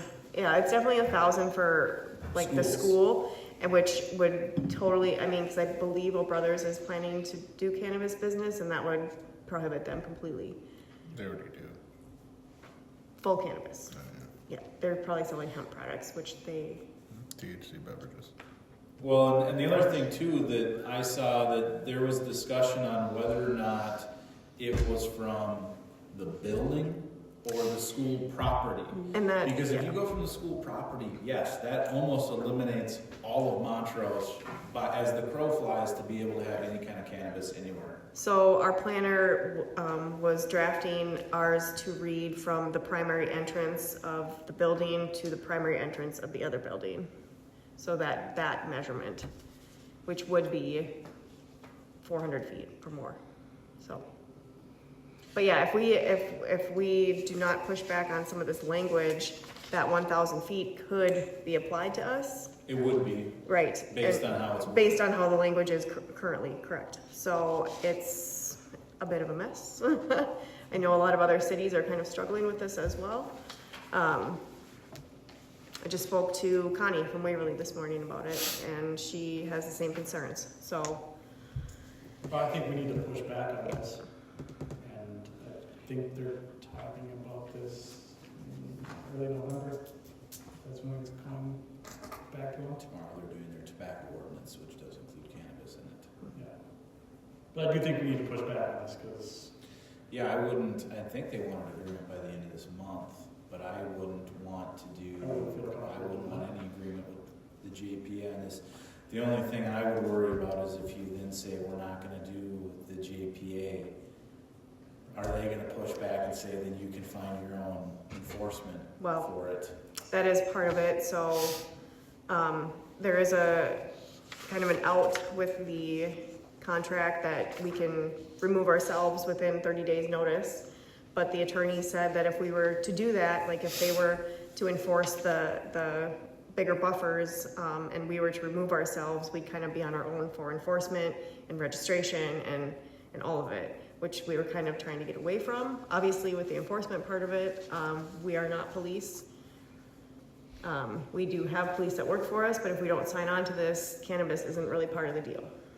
So I think it's important to sign on to it. I think that the language definitely needs to be reviewed, and I can push back to our attorney and let them know, the content of our discussion tonight, and say that, you do have some concerns, and it would be nice for them to sort of specify that in the language, that those buffers would apply to the townships and those other areas that don't have zoning authority, because we do have zoning authority. And that was specifically said that was one of the things we would be able to do per the state statute, was to establish those buffers.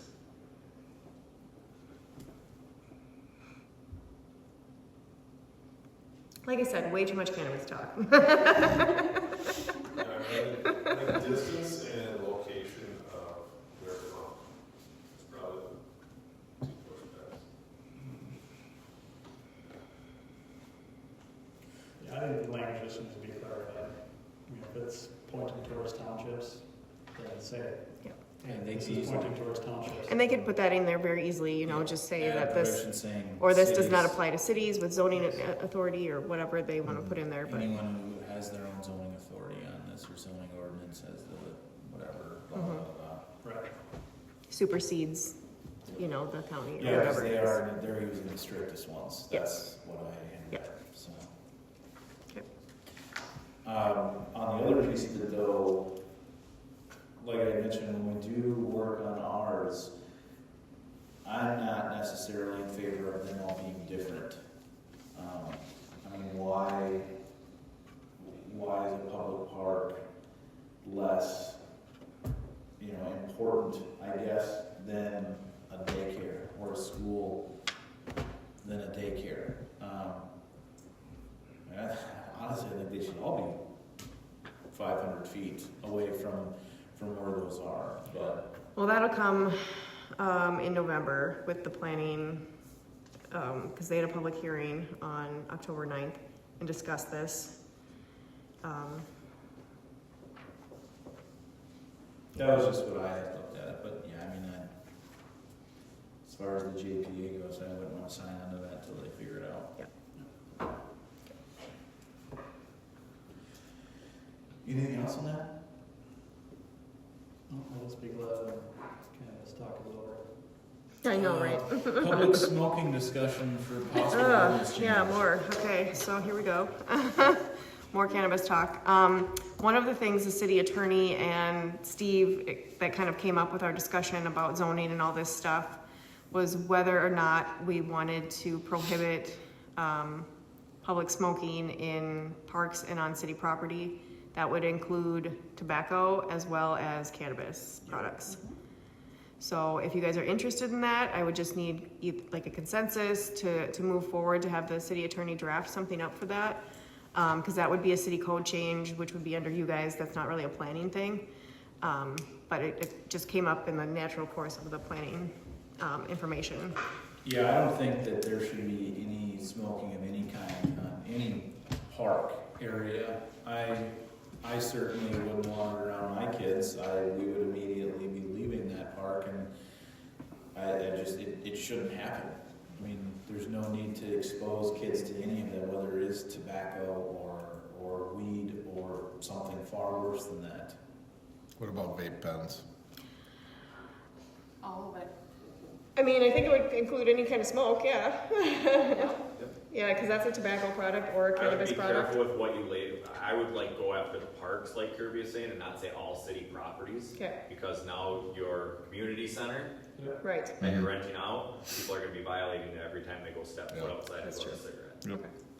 So I would go after what your goal is, which is to In the keep your cities. parks Okay. tobacco free. How does this get enforced then? Weed and No. smoke. All smoking, yeah. All smoke. And vaping. And vape. Okay. How does Is this there get consensus enforced? on that, by the way? This would be something that Wright County would then enforce as a city code. Okay. So if we were to see somebody smoking or vaping in the park, we would call Wright County? You could call Wright County. By the time they're done. Yeah, they're locked down. Well, and that is a problem. I mean, Set out by the- I think it would, people would eventually get the hint, and, you know, if Wright County was coming after them every time they're in the public park smoking, we could certainly get some signs and stuff that say there's no smoking of any kind in our public parks. Yeah, definitely. Correct, it Yeah, would be have to be posted. properly Signed, yeah, and posted. as a city ordinance, so. Okay. Anything else on that? But you guys want me to go forward and talk to the attorney about drafting something? Yes, yes, Please. yes. Seeing nods, good? Yep, okay. We already addressed an open forum, upcoming meetings, EDA Tuesday, October 15th, 12 p.m., Montrose City Hall. The next regular city council meeting is November 12th, which is a Tuesday, due to Veterans Day being on the 11th, 7 p.m., Montrose Community Center. Planning and zoning, Wednesday, November 13th, 7 p.m., Community Center. Park and Rec, Tuesday, November 12th, 5:30 p.m., Montrose City Hall.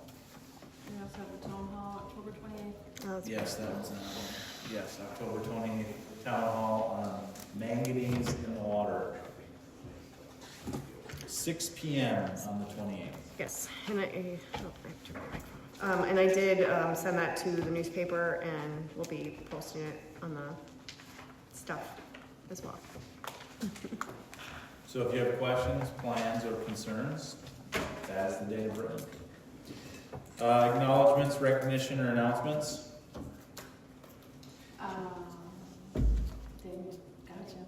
I would like to acknowledge Mike Marketon for his 40 years of service with the fire department and within the city. Greg Yeomans and Karen Kirkowitz for putting on the Meet the Candidates. Amy, she did a great job on the newsletter. And then Kayla McCluskey for her time with the Parker Trail and Parker Rec. I'd like to acknowledge the fire department continuing to do the 9/11 tribute on Highway 12 in the Old Brothers parking lot. I'm glad that you guys are not going to give that up. So it's awesome that you guys do that, though.